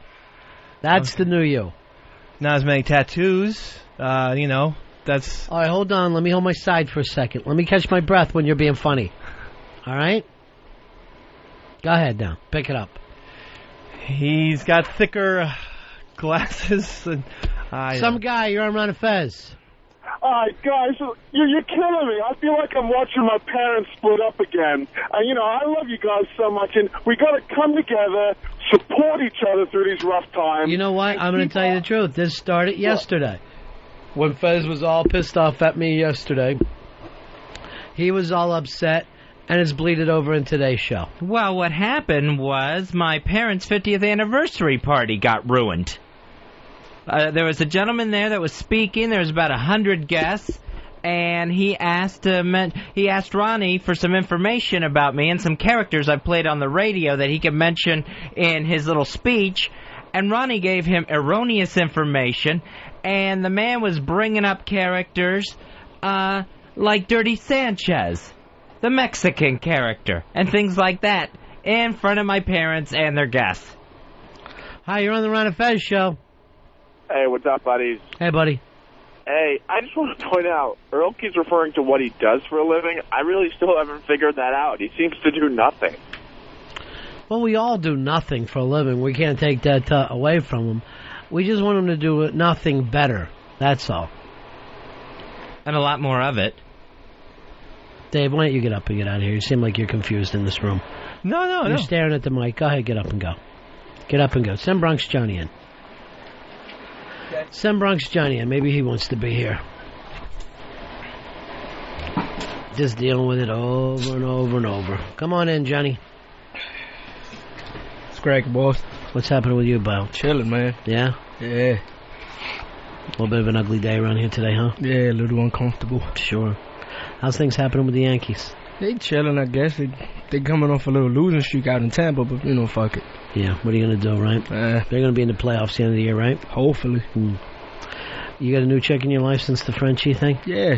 White girl? Nah. What color? She's Spanish. Oh, nice. Bilingual? Yep. Does that mean she'll eat out a chick in Spanish? Yeah, man. Bro. Nah, she would, though. She would? She likes chicks? Yeah. I think it's getting to be about 60-70% of the chicks that like other chicks now. Yeah, that works. Yeah, we've really gotten into an age. ADF, what about your chick? She's good. With other chicks? No, not in the slightest. No. Well, there's been pictures and stuff like that, but nothing like that. What do you mean pictures? You like hold up a picture to her going, look at this? basically. No, well, like at events or something like that, But that was like a long time ago. It's been years. What happened at what event? I don't remember, but I know. I'm not sure. I could be all making this up in my head for all I know. It's been a while. But you said at one point she got turned on by another one of the Ron and Fez chicks? I don't know if it was turned on. It was more like just going along with the whole party atmosphere. So started making out just to please you? No, maybe it was maybe one kiss or something like that. Yeah. What girl was it? I don't know. See, that's the great thing about chicks. They will make out with each other to turn us on even though they don't like it. Well, you never see two guys going, hey, I know how to turn on the broads. Let's me and you start tonguing each other and get them going. It'll never happen that way. Although I saw the pictures of the Italian soccer team in their underwear standing in the shower, and I got to think to myself, those guys probably would. Yeah, so some chick she start making out with to kind of turn you on. Like making out sounds pretty strong. Rubbing, tasting. Basically. Did it work for you? You ever try to talk her into it? No. It's not, I'm like, I got enough problems with just like one person, let alone two. Right, so you wouldn't want it? No, it's not my thing. Not your thing. Maybe I'm crazy. You know what your thing probably is cock. If you really think about it. If you're not turned on by two chicks together, maybe two guys together might do it for you. I don't understand it. I'd say DF from RonFez.net hanging out with us. Do you still go on RonFez.net or? Oh yeah, all the time. I don't post too much, but I read it every day. Right. Right. We're going to start doing parties with them. I think, is it starting next Wednesday, Earl? Or still being worked out? A week from tomorrow, it'll be at the Blue Room on... the Blue Room. on 60th Street and 2nd Avenue. Here's Ron. Ron, you're on Ron and Fez. Hey, Ron, go ahead, buddy. Lost you, pal. Here's Mitchell. Mitchell, you're on the Ron and Fez show. Ron, I think you need to put up a sign for Earl that says the beatings will continue until morale improves. All right. You know what? Thanks for, reading the bumper sticker to me. It means a lot. 866-RON-0-FEZ. 866-RON-0-FEZ. Kevin Federline, he's met with officials from Jive Records. That's Britney Spears' label. Jive Records has officials? I had no idea that. Yeah. We are sending some of our officials in. They have officials and authorities about possibly releasing his debut rap CD. Saying it looks like K-Fed's going to try to keep it in the family. Britney going to take a few more years off to raise the children. So it's time for him to be the breadwinner now. I don't think there's going to be much bread there. I do not see this thing selling whatsoever. Maybe they'll be able to get by on the $100 million that she already has for herself. It makes you wonder now, with another baby in the womb, if Britney's going to try to come back at all. Or if we've just gotten all our Britney Spears we were going to get. Well, again, when you got that $100 million, you're in pretty decent shape for yourself. And, yeah, someday there'll be a comeback, but I don't think it's anytime soon. I know Justin Timberlake, he's got a solo CD coming out, and he says he's going to change the face of pop music. Earl, have you heard any of this, the Justin Timberlake stuff? I heard the new single. It's almost unrecognizable. And as far as like music, it just doesn't even make sense as music. No, it's just a little bit of a departure for him. And do you like it? No, I don't. Because I heard him throwing around the name Marvin Gaye like it was nothing. People are going, I'm going to go do a Marvin Gaye type thing. Like, that's me going, I'm going to come up with one of those Einstein ideas. As soon as I come up with an Einstein idea, everybody will like me. Yeah, the new single is called Sexy Back, and we have it here if you want to hear it. Yeah, I do want to hear it. This is Justin Timberlake, the new Marvin Gaye. Oh, wait, I already love it. It's very 80s. Right there.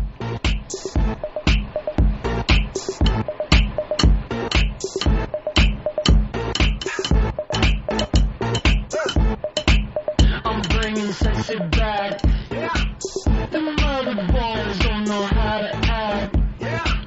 I think it's special what's behind your back. So turn around and I'll pick up the slack. Take up this bridge. Dirty babe. You see these shackles, baby, I'm your slave. I'll let you whip me if I misbehave. It's just that no one makes me feel this way. All right, what was he saying he's doing here? What's the attitude? It's like, sexy's back. Yeah, but what he said, he's He's reinventing pop? Yeah. He reinvent pop music. The face of pop music. I thought he was reinventing Prince. This is a fucking Prince song from like 89, 90.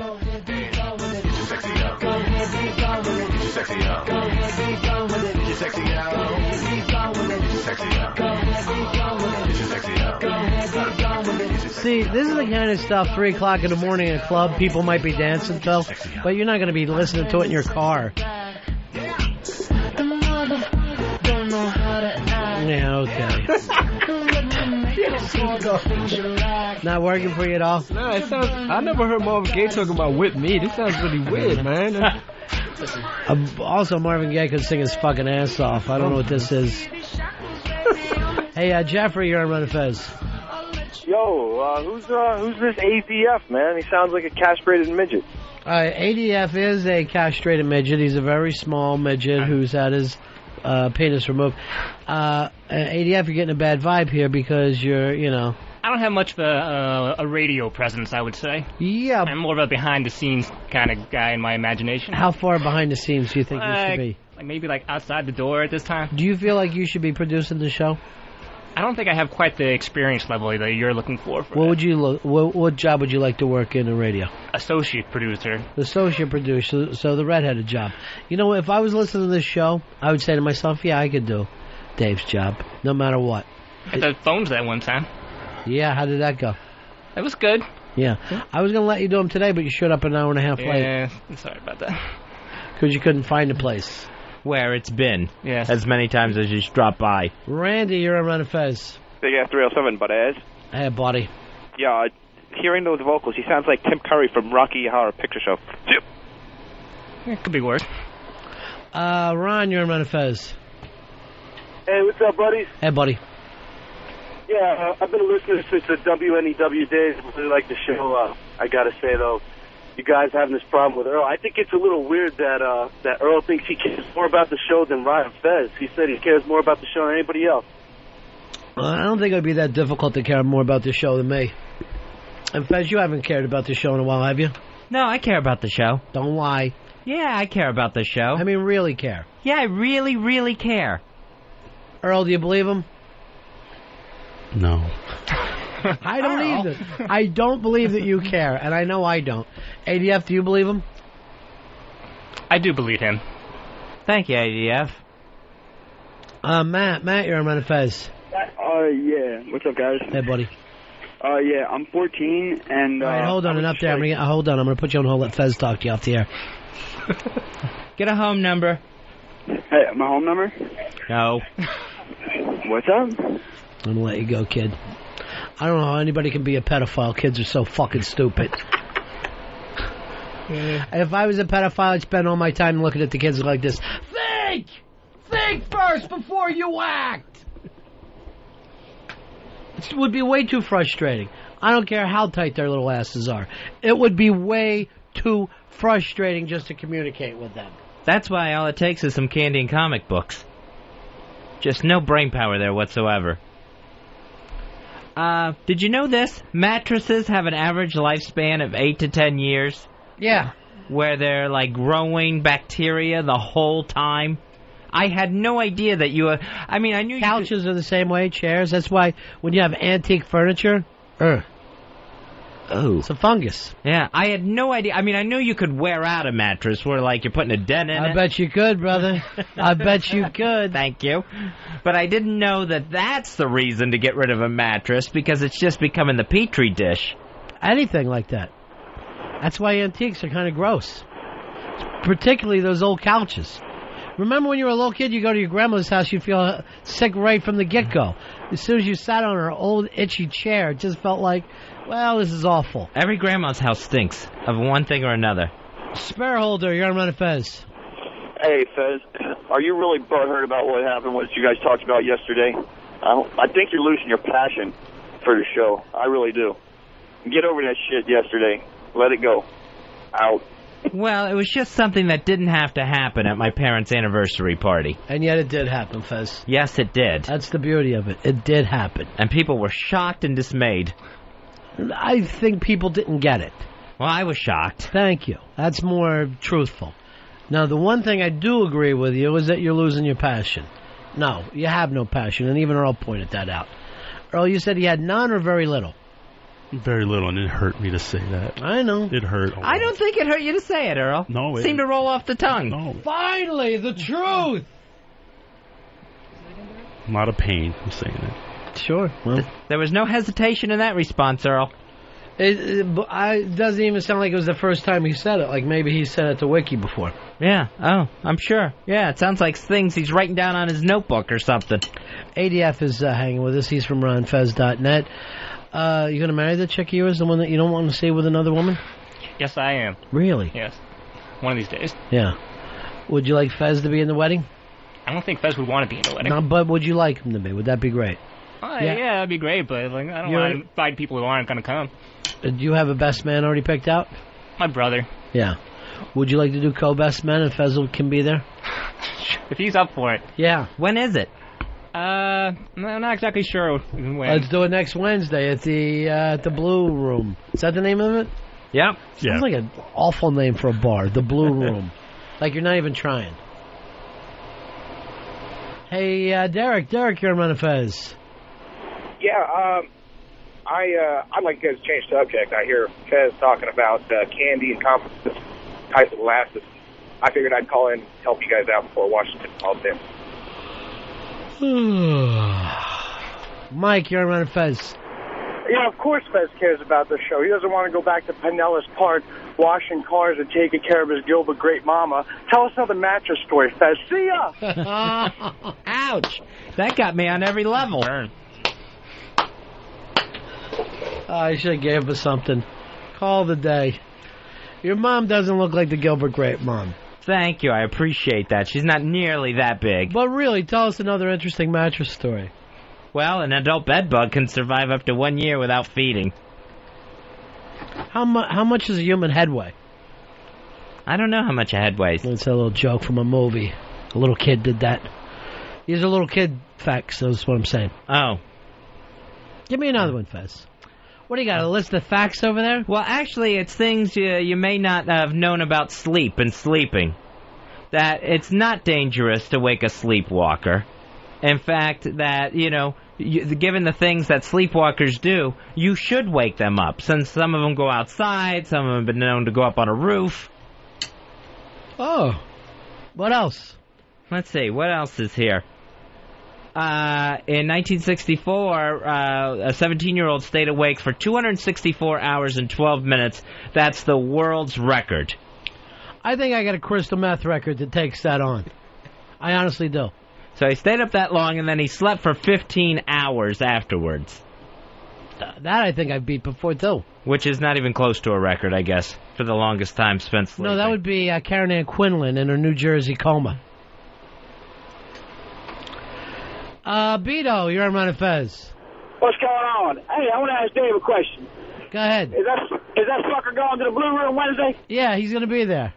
Oh, I got me and about 20 Italian Goombas going to be there. Well, meet you there, fucking you redheaded bastard. All right, you're taking on the Italians, Fez. Dave. Again, I just want to make it clear, sir, I don't dislike Italians, just that Italian soccer team... You called them greaseballs. Was greaseballish. And you made fun of their food, which is the best cuisine on the planet. There's photos of these guys half naked, of the soccer team. They pose in their underwear after... You're going to be at the Blue Room? I am going to be I want you to lip sync that little Dreamland thing, whatever, the candy-colored Dreamland or whatever it was from Blue Velvet. Remember when he had to sing into the light bulb, In Dreams I Walk With You? Okay. You know the song I'm talking about, Earl? Yes, by Roy Orbison. And then I want you to sing into a light bulb. Okay. We'll take that gimmick. I'll be doing that. Fez, you got some sleep trivia for us? Yes, I do. Yeah. In 2004, Americans filled more than 35 million prescriptions for sleeping pills. The number of adults ages 20 to 44 taking pills to help them fall asleep have doubled in the last 4 years. Amazing. John, you're on Ron and Fez. Hey, what you guys doing? Hello? Hey, Danny. Danny, you're on the Ron and Fez show. Earl didn't go to the men's room or make a phone call to CBS. He's turned the gas on the building and he's going to blow it. You jackasses, you pushed it too far. You're all gonna burn. Run! Run now, the hallways are filling up with gas. Just ask them.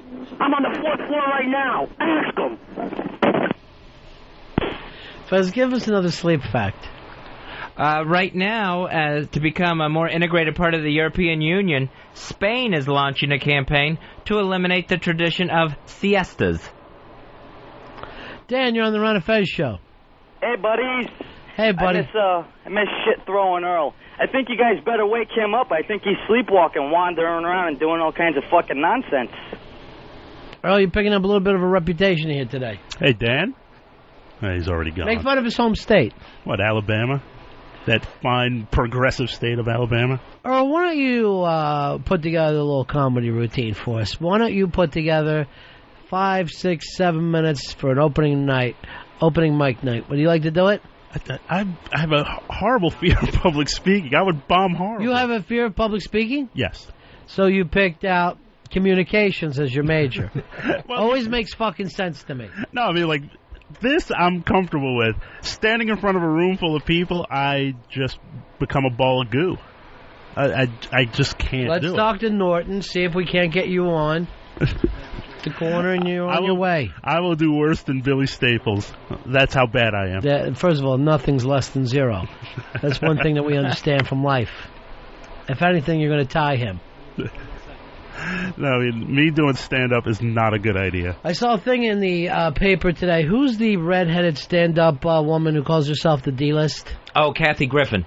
She says that she divorced her husband because she found out that every time she went to sleep, it ties in with your sleeping thing, he was going into her purse or grabbing the ATM card, and she came up with 72 grand was missing. All right, so basically she's married a pickpocket here. She can't turn around that he's not trying to grab something out of Grandma's wallet. You know the way she should deal with that? Kept her mouth shut. I say you got a fucking deal there. 72 grand to bang a fucking hideous redheaded girl? No, I think that's a bargain. You just got... This fucking woman looks like Eastside Dave and is about as funny. And she fucking can't believe the fact that the only guy who wants to bang her also wants to go through her wallet? 72 grand. Anyone else's story would have been, oh, I got ripped off for millions. There was some sort of, financial scam or something going on with her. I have a buddy, Mitchell Walters, who will only use Velcro wallets because he claims that women go through every guy's wallet when they're sleeping, and he will wake up when he hears that wakes him up out of a sound sleep. He could be drunk off his ass and still pop up. 72 grand is not a fucking bad deal for this guy to put his face between your legs, Kathy Griffin. Believe me, that's a fucking bargain anywhere. I'll check with you, Earl. What would it cost for you to be married to Dave? Would you do it for 72 grand? You got to pay me a lot more than 72 grand. Do you see the slightest difference between Dave and Kathy Griffith? Or are we talking about the exact same person? If anything, Dave might even be funnier. I think Dave probably has less tattoos. Dave, if you found out Westside was going through your wallet, getting to that fresh ATM 20 every time you woke up, would you say anything or keep it to yourself? I would totally keep it myself. I'm a very lucky guy. Now, here's the beauty of this. She would only come out and say this on Larry King. Everybody wants to have something to fucking expound upon and something horrible from their life to talk about when they get on TV. I think tomorrow night on Larry King, Dan Rather's going to talk about how badly he was treated at CBS, how he was shown the doorway there. And Kathy Griffin seems like she has nothing but interviews where something bad happened to her. Like then she was on Larry, wasn't she on Larry King? And she got that eye surgery, and they completely fucked up her eyes. And then she was on Larry King and saying, plastic surgery is really bad. Every time she's on Larry King, it's something else happened to Kathy Griffin. Why do gay guys like her so much? I think it's because she looks like a drag queen. Interesting. I think that's what it is. She's kind of a manly girl, and she's catty with, like, her D-list stuff. Mm-hmm. Yeah, so I think that's an appeal, too.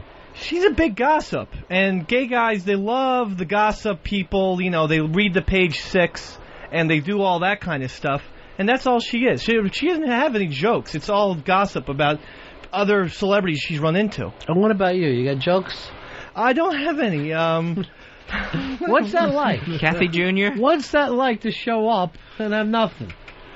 I have one joke. Yeah, let me hear it. This is like original material. All right, let me hear your original material. Well, I mean, hey, everyone loves these reality shows, right? I mean... Right, yeah. Jeez, it's going through the boom. Hey, It's going where? It's going through the roof like a boom. I thought it was going through the moon. But there for a second, I thought it was going through the moon. That's up there. And I was only going to go, how? How does it go through the moon? All right, start from the beginning. I shouldn't have fucked you up. Hey, everybody. Yeah, we're all here. Everyone loves reality shows. I mean, we come on. Sure do. Well, not all of them. Well, anyway, I got an idea for a reality show. You do? Yeah, it's called, it's sort of like a mix between Who Wants to Be a Millionaire and Big Brother. It's called Celebrity Entrapment. Okay? Hold on, wait for it. So, the whole premise is we get to get celebrities repeat their crimes. Hey, maybe Marv Albert, we get him to bite again. Okay, here's the punchline here. Good. I go. Like you've done this before? Have you done this before? Yeah, I do it in the mirror a lot. Oh, okay. This is one of the things for my stand-up. I didn't know it. For my budding. So, from your what? My budding stand-up career. Budding. So Hey, trying to get O.J. Simpson to murder again would be pretty easy. I say we lock him in the room with Paris Hilton. 20 minutes, there's a winner. 20 minutes later, there's a winner. Why the big build-up to O.J. would kill Paris? I thought why would you just yell out, I bet O.J. would kill Paris? That's all the joke is. And I don't understand the point of it's a combination of Who Wants to Be a Millionaire and Big Brother. I mean, then, for some reason, the punchline would be Who Wants a Brother? Oh, that's a much better idea. My thing was to have all the celebrities in a house and then try and get them to repeat their crimes. Excellent. Yeah. Good stuff. Good material. So you're challenging Earl to a stand-up showdown. Hoedown. Dave, you're on Ron and Fez. Hey, I just want to point out the reason gay guys like Kathy Griffith is because she likes getting fucked in the ass. It actually isn't even slightly witty, and yet it did surprise me. Donald, you're on Ron and Fez. Go ahead, Donald. Hey, Ron, fuck you, and Fez, fuck you. A 14-year-old listener, right? Fuck you. Eat the dick of the Molly. What was the last line? I have no idea. Yeah. Real tough Something guy. Tamale? Yeah, I think that was the 14-year-old listener that we hung up on earlier. Ah, school's out. Yeah. Well, remember I did the joke about him? Oh, yeah. Yeah. So he had Stupid. He had every right to come back like that. Chad, you're on Ron and Fez. Hey, what's up, boys? Eastside Dave, I think you're really sexy, but I hate to break it to you. We need to get Harry back to do some stand-up because he's far better than you. That's scary but true. Pants. I mean, it's been covered. That's been done a million times. I'm talking about reality shows, and people haven't heard of a good OJ joke in a long time. Sure, we've all been waiting. Got any good OJ material? Oh, you thinking about getting on stage? You know who started doing stand-up was Crazy Jen. I got an email from her. Killed her first night out. Really? Killed. I can't imagine anyone even understanding her. Kathleen from the Bronx was there, gave me the same exact thing. Slayed. Where's Paranoid at? Get him on the phone for me, would you? I forgot I've been wanting to talk to him for a couple days. I know we wanted to get Paranoid in with XM. According to him, it did not go as well as he wanted it to. Yeah, he did have an interview at XM headquarters in D.C. Jeff, you're on Ron and Fez. Hey, what's going on, guys? Hey, buddy. Got something good for you. Reason why guys like Kathy Griffith is because, you can stick it in her ass, you can bang her, whatever, but the main reason is because she's so damn annoying that you can just punch her a good one right in the chop. Oh, jeez. 866 Ron Zero Fez. 866 Ron Zero Fez. We got Perry yet, Earl? No, not yet. Why not? It's still ringing. Make sure he's okay. You know, I know he's a little disappointed by this thing, and then I got a couple other emails for him that seemed a little depressing. Gotta keep an eye out on everybody, Fez. Yeah, paranoid is someone. Well, he is paranoid, that's for sure, and he will get down on himself. Do we have him? No, we're trying the second number he gave us, but no, you didn't pick up the first one. Here's Bob. Bob, you're on Ron and Fez. Hey, boys. I Hey, just buddy. want to tell you better treat Earl real good, because if anything happens to him and Dave's put in charge, you are done for. Goodbye. You see that, Dave? Nobody ever backs you up. This should have been your day to shine. Earl took a little bit of heat, first time in maybe 6 months, and you would have thought people would have went, "Oh, give the ball to Dave. Let's see what he can do." Nobody, not one person, stuck up for you today. I think on the message board sometimes Eddie Vedder, Stu Guts, they stick up, but this is life. I'm not talking about a message board that you write other names under. I don't think my fans are very vocal. Mm-hmm. They're more reflective and introspective. I'll check with ADF. You're on the boards all the time. Does anybody like him out there? There's a small faction. Yeah? Is it growing, would you say? It's pretty static, I would think. Ooh. Maybe declining. Dave, you're on Ron and Fez. Hey guys, how you doing? I was calling up with a comment on the sleep thing. Two things actually. The whole mattress thing with the bugs in it. The only way around it is you get yourself a hypoallergenic zippered mattress cover when they're new, and you zip them up, and then every year you just change that out and throw it away. That keeps the bugs from growing in your mattress. And the second thing is I have narcolepsy, and back when I was single, you know, a lot of years ago, I had to stop going to hookers and getting blowjobs in cars. Dave, you're giving me narcolepsy just listening to you. Here is Paranoid. How you doing, Perry? Hi, Ron and Fez. Well, I know it's hot. How am I doing? I'm all right. Perry, what's going on with you? You had the XM meeting. How did that go on a scale 1 to 10? I give it about a -3. What happened? What went wrong, buddy? Ron, I'm not cut out to talk to people and face to face. I just got nervous. I was sweating. A thunderstorm broke out a block away, so I was soaking wet. I just looked like a crazy guy there. And what did Kevin end up saying to you? He kept, you know the crazy sign where you do that thing with your finger near your ear? Mm-hmm.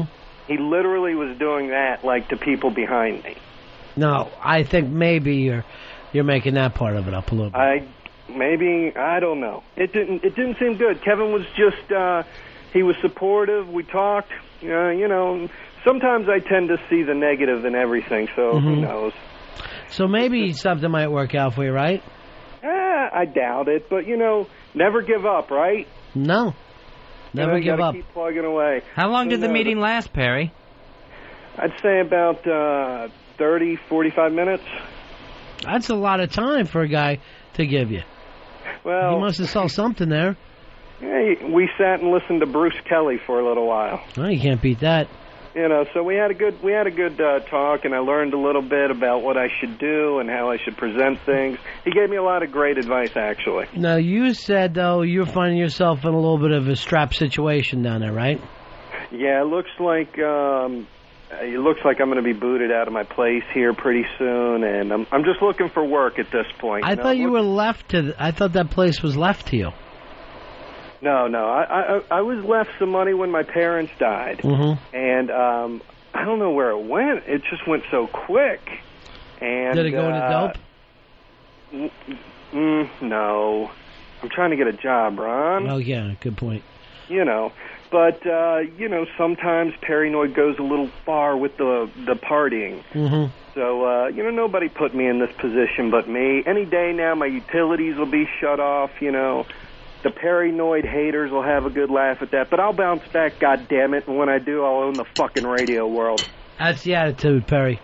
You know? All right, I'll have... At least the fake radio world. All right, buddy, we will also recheck up on it and see how that went, all right? All right, buddy. Earl will check up. Earl, you on top of that? Yes, I'll be right on top of that. All right, talk to you later. We'll take a break. We'll be back, Ron and Fez. It's the Ron and Fez Show, XM 202.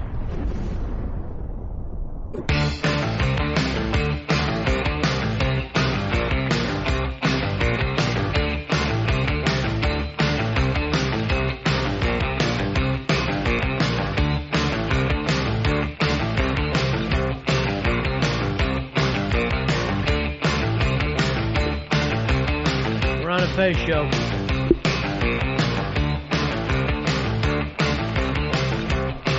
Hey, Scott, you're on with Ron and Fez. Hey, great show today, guys. I was hoping for some advice. You will go to hell for lying. You will go to hell for lying, Scott. I'm already on my way there. Okay. Hey, you guys have been spot on your movie recommendations. Absolutely, we have. Boondock Saints, never would have heard of that without you guys. Empire Records, too. Oh. I'm looking at The Godfather, and I'm wondering, should I get the Godfather set, which would include, of course, Godfather 3, or just get 1 and 2 and save myself some trauma there? And I was wanting to get your thoughts. I am a person that cannot look at Godfather 3. I watched it when it came out. It was so shockingly, to me, it just disrupted everything, so I can't pull myself back. I think I tried to rewatch it one time since then and was really, really embarrassed. But there are, when you get that big box set, there are a lot of different cool things that come along with it. Okay, I was wondering if that would outweigh having 3. Of course, I wouldn't have to watch 3. Yeah. But, now, have you've seen the first 2 Godfathers, right? Well, I've seen all 3 of them. Yeah.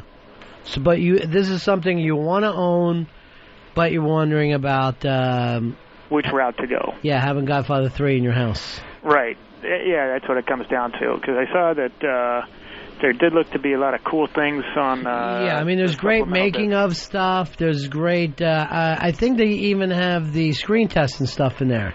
If I may say, the box set is so worth it because of the DVD extra. I don't care. Let me just tell you something. There is a screen test of De Niro going out for the role of Michael Corleone. Or no, excuse me. Are you bringing something new into this conversation? Well, all I'm trying to say is the box set is worth getting. But what was I saying to him? Box set, right? Box set, yeah. And I was saying screen test. So you're coming in, you're acting like you're telling me something new, and you're saying screen tests. Well, I was giving you the exact guys. But besides that, there's also more sort of retrospectives. There's how the guy came up with the music, screenplays, and there's even cameos by The Sopranos in the box set. You can find that as a DVD Easter egg. So these are lots of things. I say go for it. Also, Godfather Part 3, not so bad. It's stop it. It's overrated of how bad it is. It's overrated for how bad it is. Yes. That's impossible to be overrated badly. It would be underrated. Is that the word that you're looking for? It's an underrated film. It's a C+. It is a fucking C. It's a cunt. It's a cunt after 2 beauty queens. It's a C+. It's not the first hour and a half of it are a brilliantly shot film with Joey Zaza, Joe Mantegna. It's just an embarrassingly different genre of film, where Al Pacino, the way he's acting, interacting with his family, it's just totally out of character. I thought it was lost. It's absolutely lost. Thought it was good, and I thought Sofia Coppola gives an underrated performance. She's not nearly as bad as people say. I think she holds. She's bad. It's an embarrassing thing. You would have preferred Sofia Coppola or Winona Ryder, who was originally scheduled for that role. She is awful. You can't blame Sofia Coppola for the fact that Winona Ryder bailed out on the thing, but you can blame for the fact that it's not a really good performance. Certainly not up to Godfather standards. At some point, they just did it for money. You got to pull out of that and say we don't have everything to make a good film. I disagree. I think there were some really strong characters. I mean, as I said, the Joe Mantegna character was great, but also Adrian Talia Shire's character is great in Godfather 3. She would not be acting like that. That's out of fucking character. The women of the mafia did not get to take over like her character did. They were going for some Shakespearean thing instead of following along in the mafia way. It was an embarrassment thing. When Robert Duvall bailed out of this movie, that's when He didn't bail out. They wouldn't fucking pay him. So they turned around and gave things that should have been for his character to do to Rocky's wife. It's just fucking insane. Jeff, you're on Ron and Fez. Hey, Dave's getting on my nerves. Could you have a No Dave Wednesday tomorrow? We're going to start talking about that.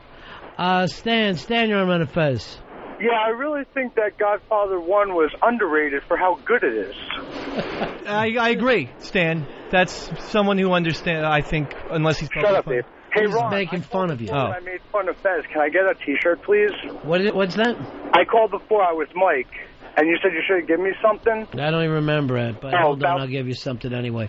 Go ahead and take care of Mike. Give him some T-shirt or something. Have Earl sign it. Make it all happy. Give him a little swag, a little tchotchke for himself. Here's Ryan. Ryan, you're on Ron and Fez. Yo, what's up, buddy? Dave, do you refer to this as the greaseball box set? Very good point. You sit there and you attack Italy, you attack the Italian people, you call them greaseballs, and now you want to act like you're an expert on The Godfather? How are you able to enjoy it? I love Italian people. That soccer team. Why do you use the word greaseball then? Because look at their hair. It was so long and oily. I looked like I was looking at a Parmesan salad. You remind me of a guy. Was that your joke? Because I see the big smile. Was that what you're happy about? Parmesan salad? That was not good. Yeah. But you remind me of like a guy who goes, well, you know, there's black people and then there's ends. You know what? It's just a way of covering up your racism.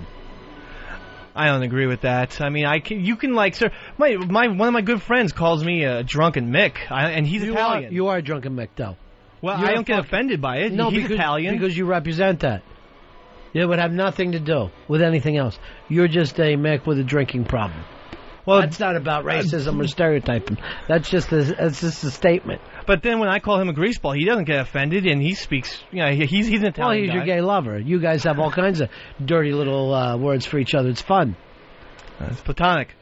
Is it? Yes. By platonic, you mean you're putting his dick in your ass? No. Is that what you mean by platonic? The other. If that's the meaning, then yes, it is platonic. I'm going with the platonic and the more conventional definition of the word. Your mouth on his balls and your jacking is all up on your forehead. Sure. I'm going to have to look up platonic again. John, you're on Ron and Fez. John. What's up, Ron and Fez? Big fan, big O&A fan. I just wanted to talk about Godfather 3 real quick. I'm with you. It sucks, but we did get a good line from it. Our true enemy has yet to reveal himself. Yeah, okay. One line. Plus, you just when I thought it was out, you want me back in. They want me back in. Awful. That was absolutely awful. And why did Michael end up talking like this? Where does his personality change to become this guy? Go back, watch the original fucking Godfathers. Michael, that was not his character. That crazy haircut that he decided to go Brian Bosworth in his fucking 60s, it just didn't make sense. The hair was a slight problem, I was going to say. He saw Talia Shire and started talking like Mickey from the Rocky movies. Hi, you're on the Ron and Fez show. Who's this? Scott? Hey, Scotty. What's up? Hey, Swamp Thing 2 was better than Godfather 3. No. You know what? Most of the time, I feel like you get weakened when you add these extra films on top of a film. Godfather 2, shockingly how good it is. It's a shockingly good film. But most of the time, you're pressing your luck when you add. If they never made The Matrix 2 and 3, people would still be talking about The Matrix like it was a genius work of art today. But The Matrix 2 and 3 were so bad, people now blame the original. They blame The Matrix. Well, Godfather 2, you're correct. I mean, Godfather 2 is the greatest sequel of all time, hands down. Godfather 2... More than your Indiana Jones films that you love so much? More than Temple of Doom, which is shocking. But Godfather 2 is better than Godfather 1. It goes like this. Godfather 2, 10 out of 10. Godfather 1, 9.5. You know, I know that's the hip thing to say, but it's really not true. Because I'll tell you this. If you had The Godfather 2 without The Godfather, you'd be like, what the fuck am I watching? You said to yourself, all right, I understand. I've watched the first film. I'm going to buy into this prequel, sequel thing. But if you did that, it never would have stood on its own. So it can't be a better film. I thought Brando, as great as he is, gave a somewhat stilted performance, and thought De Niro... What are we doing? What am I doing having him in this room? Because you got to speak up. I mean, there's thing, I'll let him carry the weight. I'll let him carry the water. But I got to sit here and have him say De Niro had a fucking stilted performance? When it's just wrong, Dave. This is where my career has taken me. I'm sitting here going back and forth with a redheaded fucking moron. Somewhat stilted. Ron, you're on Ron and Fez. How are you, buddy? Hey, buddy. Yeah. Hey, listen. What's Dave doing, man? First he tells you how much he hates Denny's, and then he's rooting for Godfather 3. It just shows you how much he can't stand the Italians. Fezzy, you're going to have to do something about this. This is going to be your thing. I will take over this one. People have to listen intently. It was the soccer team, the way I don't like the Ravens, or the Pistons teams of the late 80s. The soccer team, thugs. Just a bunch of thugs. Thugs is another word for what? And because I know people are so scared. That is the fucking media code word for the N-word. That's what they mean when they say thugs. Here's Chris, you're on Fez. How you doing, buddies? Yeah. First of all, Dave, for you to say that what's her name, Sophia Coppola, did a good acting job. You continually embarrass New Jersey more and more on a daily basis. And I would always thought that was impossible. That's like, hey, you're making a farce out of rape. It almost seemed like it was impossible. It's like saying you're giving pedophilia a bad name. Talia Shire was fantastic in Godfather. She was much better in Godfather 3 than any of the fucking Rocky movies, where how many times is she going to say, Rocky, don't fight, Rocky, don't fight? Did you ever hear me say one positive thing about any of the Rocky films? Who are you screaming about now?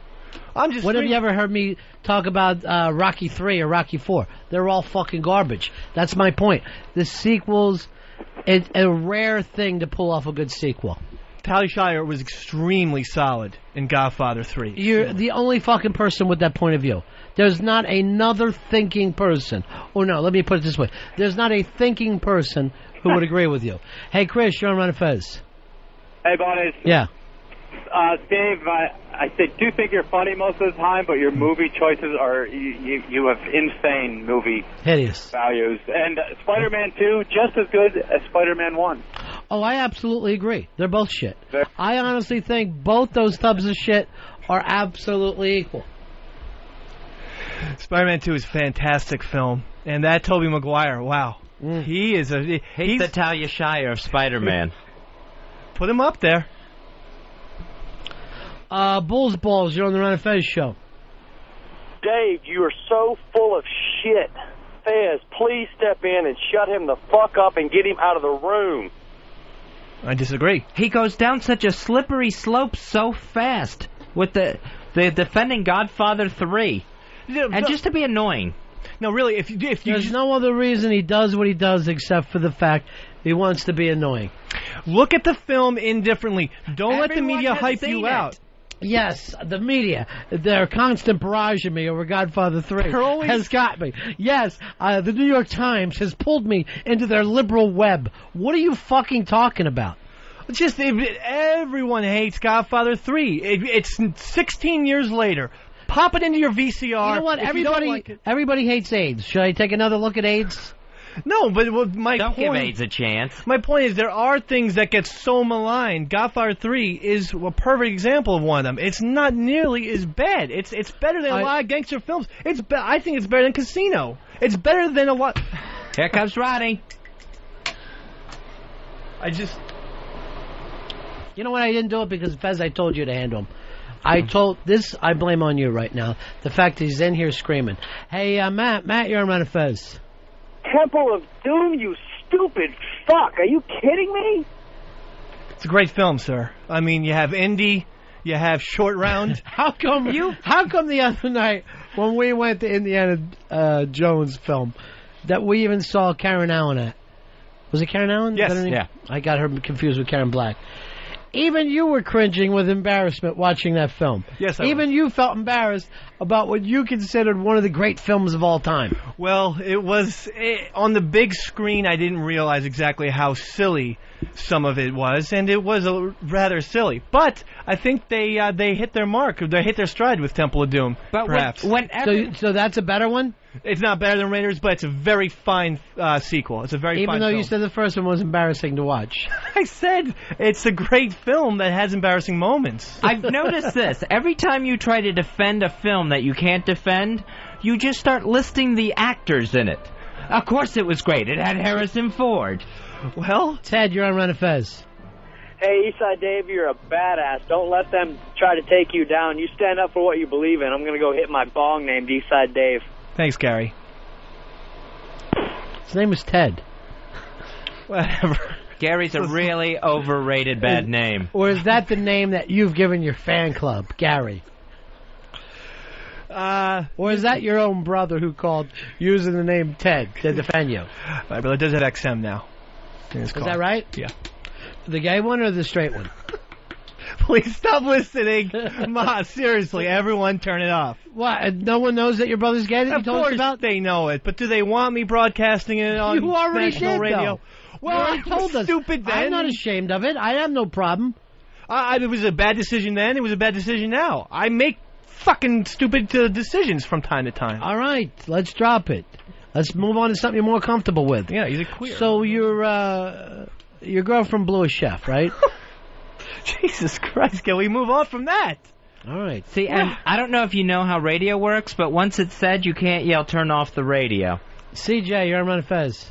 Yeah, what's up, guys? I was going to say to Eastside Dave, when you're thinking about The Godfather and why it's a great movie, think about Raging Bull and Clockwork Orange. They have character development. The characters change from the beginning to the end. Godfather 3, the characters were much different than they already were at the end of Godfather 2, and they didn't do a goddamn thing to make it more compelling towards the end. That's all I got to say, boys. Clocking out. It's a very, very good point that he made there. That supposedly all these changes took place in the years before, but we, as the viewers, don't get to see why suddenly all the characters act completely different than the way they had started out. Well, I think 17 years goes by. People are going to change. But if you're reading a book, and it's an epic, and it goes by over years, and you're reading about the childhood things that make a person who he turns out to be, you don't suddenly leap ahead and go, and he doesn't have any of those traits or mannerisms anymore. That's not storytelling. It's like suddenly going, and for some reason, Earl killed himself. We would have to know what's going on with his inner life to drive him to that. That would be storytelling. Yeah, I mean, in the first two Godfathers, you see this progression of Michael Corleone from, he was almost idealistic, and then he just becomes this cold monster. And then Godfather 3, he's just kind of this almost happy-go-lucky guy. Happy-go-lucky guy who, it's like if suddenly he started eating nothing but red licorice, we would want to know why he changed into that. First of all, he still has guilt because they do flashbacks to him killing Fredo, or to him having Fredo whacked. Yeah, they have flashbacks because they need the fucking film, the better film. Secondly, if we had to see his entire development of his character from Godfather 2 to Godfather 3... He's a different person. You'd be looking at like a 9-hour film. You can't show... If you can't do it, then you cannot put the fucking film out. You can't tell the story unless you're just trying to use the brand to make money. The development wouldn't have made sense, Dave. Bill, you're on Ron and Fez. Fezzy, come on. -3 points to Team Watley for Dave getting all this airtime. And you know what? Team Watley had the easy win today. Me and Earl had melted down. We were fighting with each other.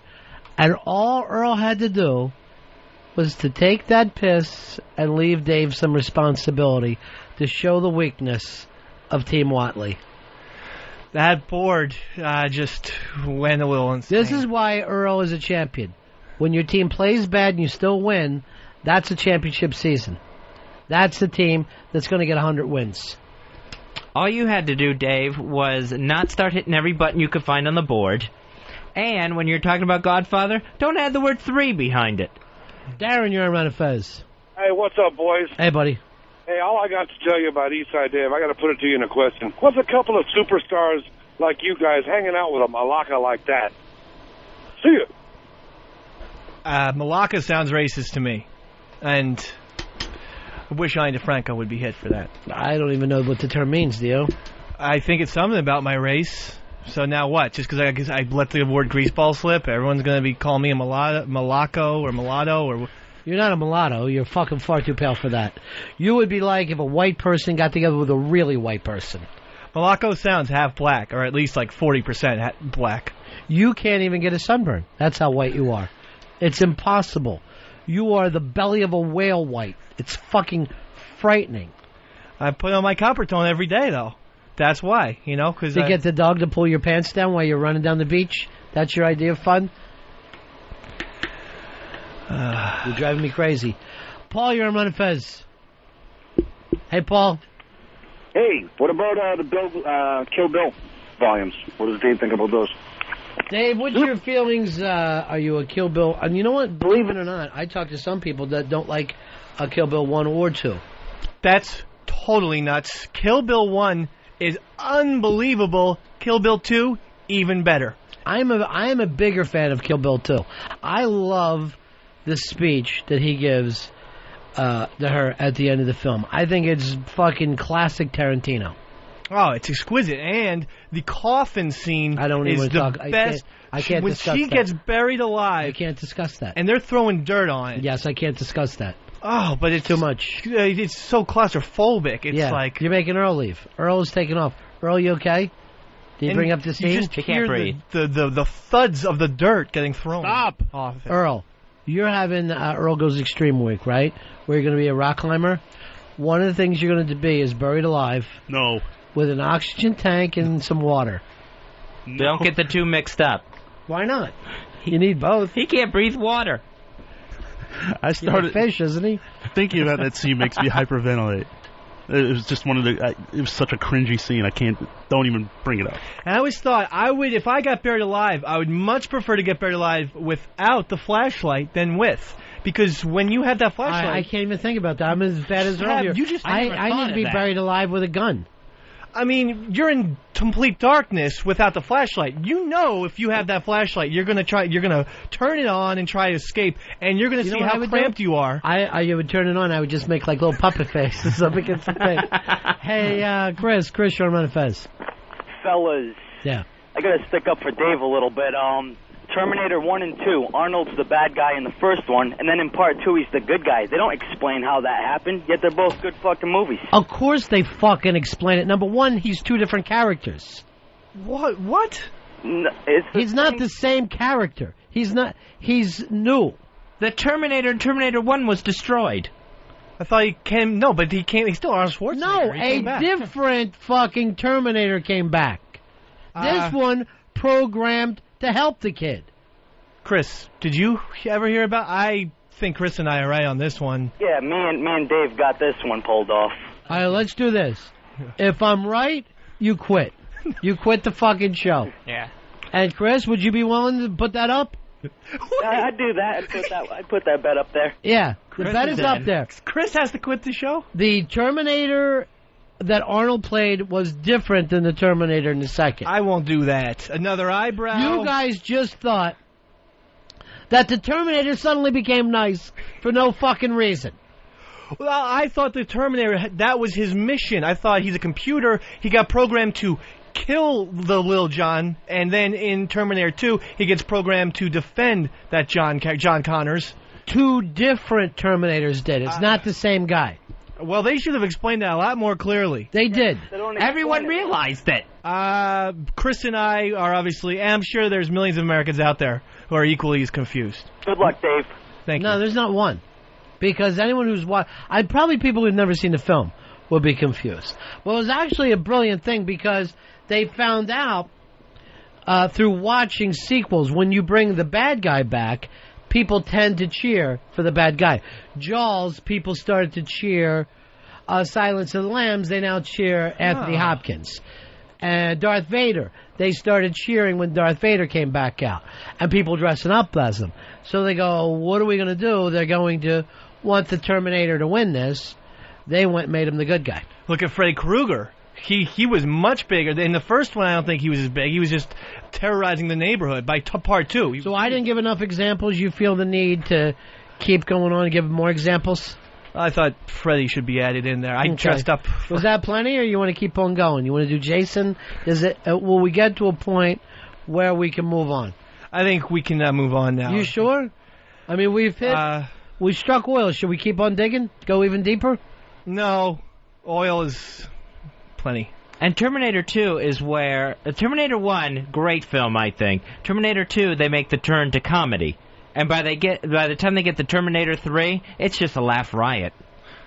Well, I think the Terminator 1 is a little scarier and creepier, but the last half hour, 40 minutes of Terminator 2 are mind-bogglingly incredible. Well, they're different kind of movies. The first one wasn't a real action movie.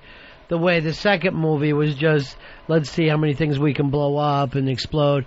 The first one was really more of almost like a science fiction, fucking with your head, kind of like watching a Twilight Zone or something. It's almost like it was an indie film, wasn't it? Yeah, it was very. I don't know when's the last time you saw the film? Probably like 3 years ago. It's really cheaply made, and like embarrassing, like. The fact, like, the discotheque looks like a discotheque in, like, a soap opera. You don't believe for a second that any of the real effects. But they pulled it off because there was so much tension. The second one, they threw a lot more money at it. They exploded stuff, and they made it a kind of a fun action film. I got GNR to write You Could Be Mine, one of the best songs ever written for a movie. I'm not going to sit around and fight you on every single thing. No, I'm just saying. Yeah, I mean, it was a ridiculous for me and you to argue every single thing that comes out of your mind, but that, of course, is not one of the greatest songs to be written for a movie. You just happen to be a big GNR fan, that's all. Well, I mean, you have W. Axl Rose spitting out. Quit listing people. You're listing. You're back in. You're just back to listing. Everyone knows when you're listing now. All right, Johnny just brought this in. The Terminator was reprogrammed by the humans. Okay, so they took the Terminator of the future, reprogrammed it, and sent it back. So, I mean, me and Chris are right. Am I right? No. The Terminator and Terminator 1, if you watch the film, was destroyed. Did you notice that? Remember Linda Hamilton crushed it and said, "You're terminated"? Yeah, but, you know, lava can't kill, necessarily, a Terminator. It wasn't lava. That was 2. So, even what you're using, you're saying that he didn't even die in 2. He never dies. It's just he's going to go on forever. How many Terminators are we up to now? We had 3. And they're talking about doing a 4th without Arnold?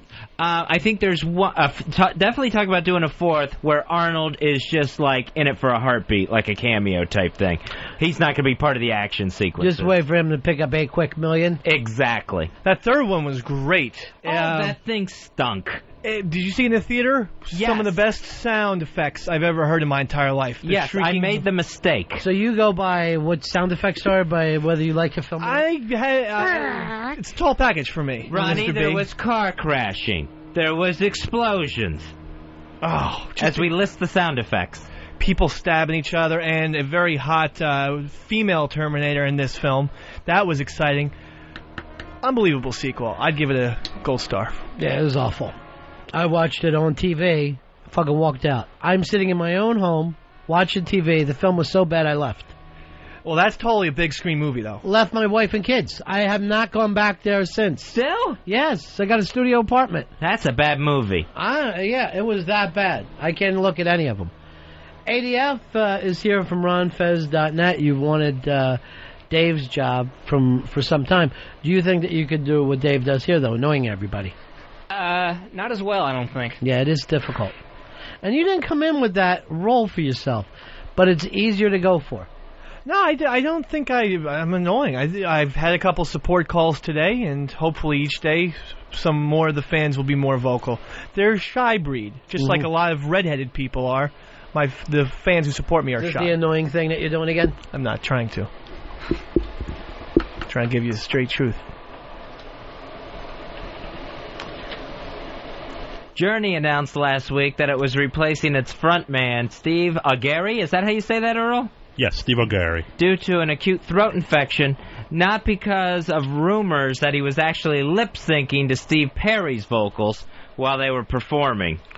This is huge news, Fezzy. I mean, here in 1984, you couldn't get any bigger than Journey. Unbelievable. You've heard it, ladies and gentlemen. The lead singer has left Journey. The biggest news of this year, 1984. So, what matters to you more when you go, if you were like at a Journey concert or another group? How to get out. That's what would matter to me most, where the exit was. When you see a legendary band, is it hearing the legendary songs or the actual personnel that you're watching perform? I want to see the band. I tend to just go for the songs. Then why go to a concert? Why not just go to a bar?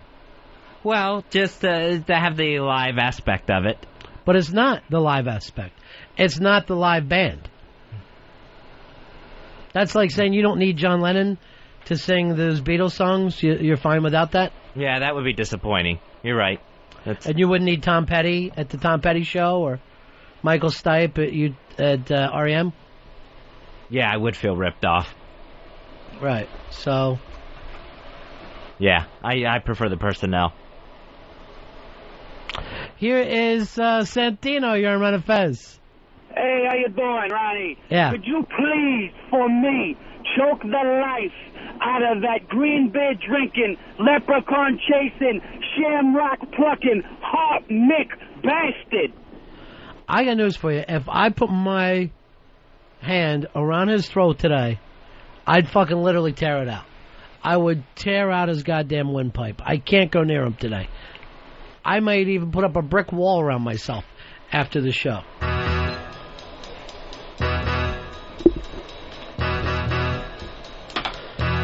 Well, this ends another great one. 80F, where are you off to? Downtown. You know, you're going to that pizza place, you could have brought us fucking one. We could have ate it during the show. Hey, we get soggy. You don't want it. Yeah, I do. I want soggy pizzas from today. Earl, take this thing and burn it. Do you understand? I don't even want it to replay at midnight tonight. Is that possible? That's very possible. Can I count on you? Yes, or is this going to turn into another phone, air conditioner, Big Brother thing? No, the show will disappear. See you guys tomorrow. We'll be right back after the O&A show. Take care. That's the end of my show. Donk. Ron, Fezzy, the Ron and Fez Show. XM202.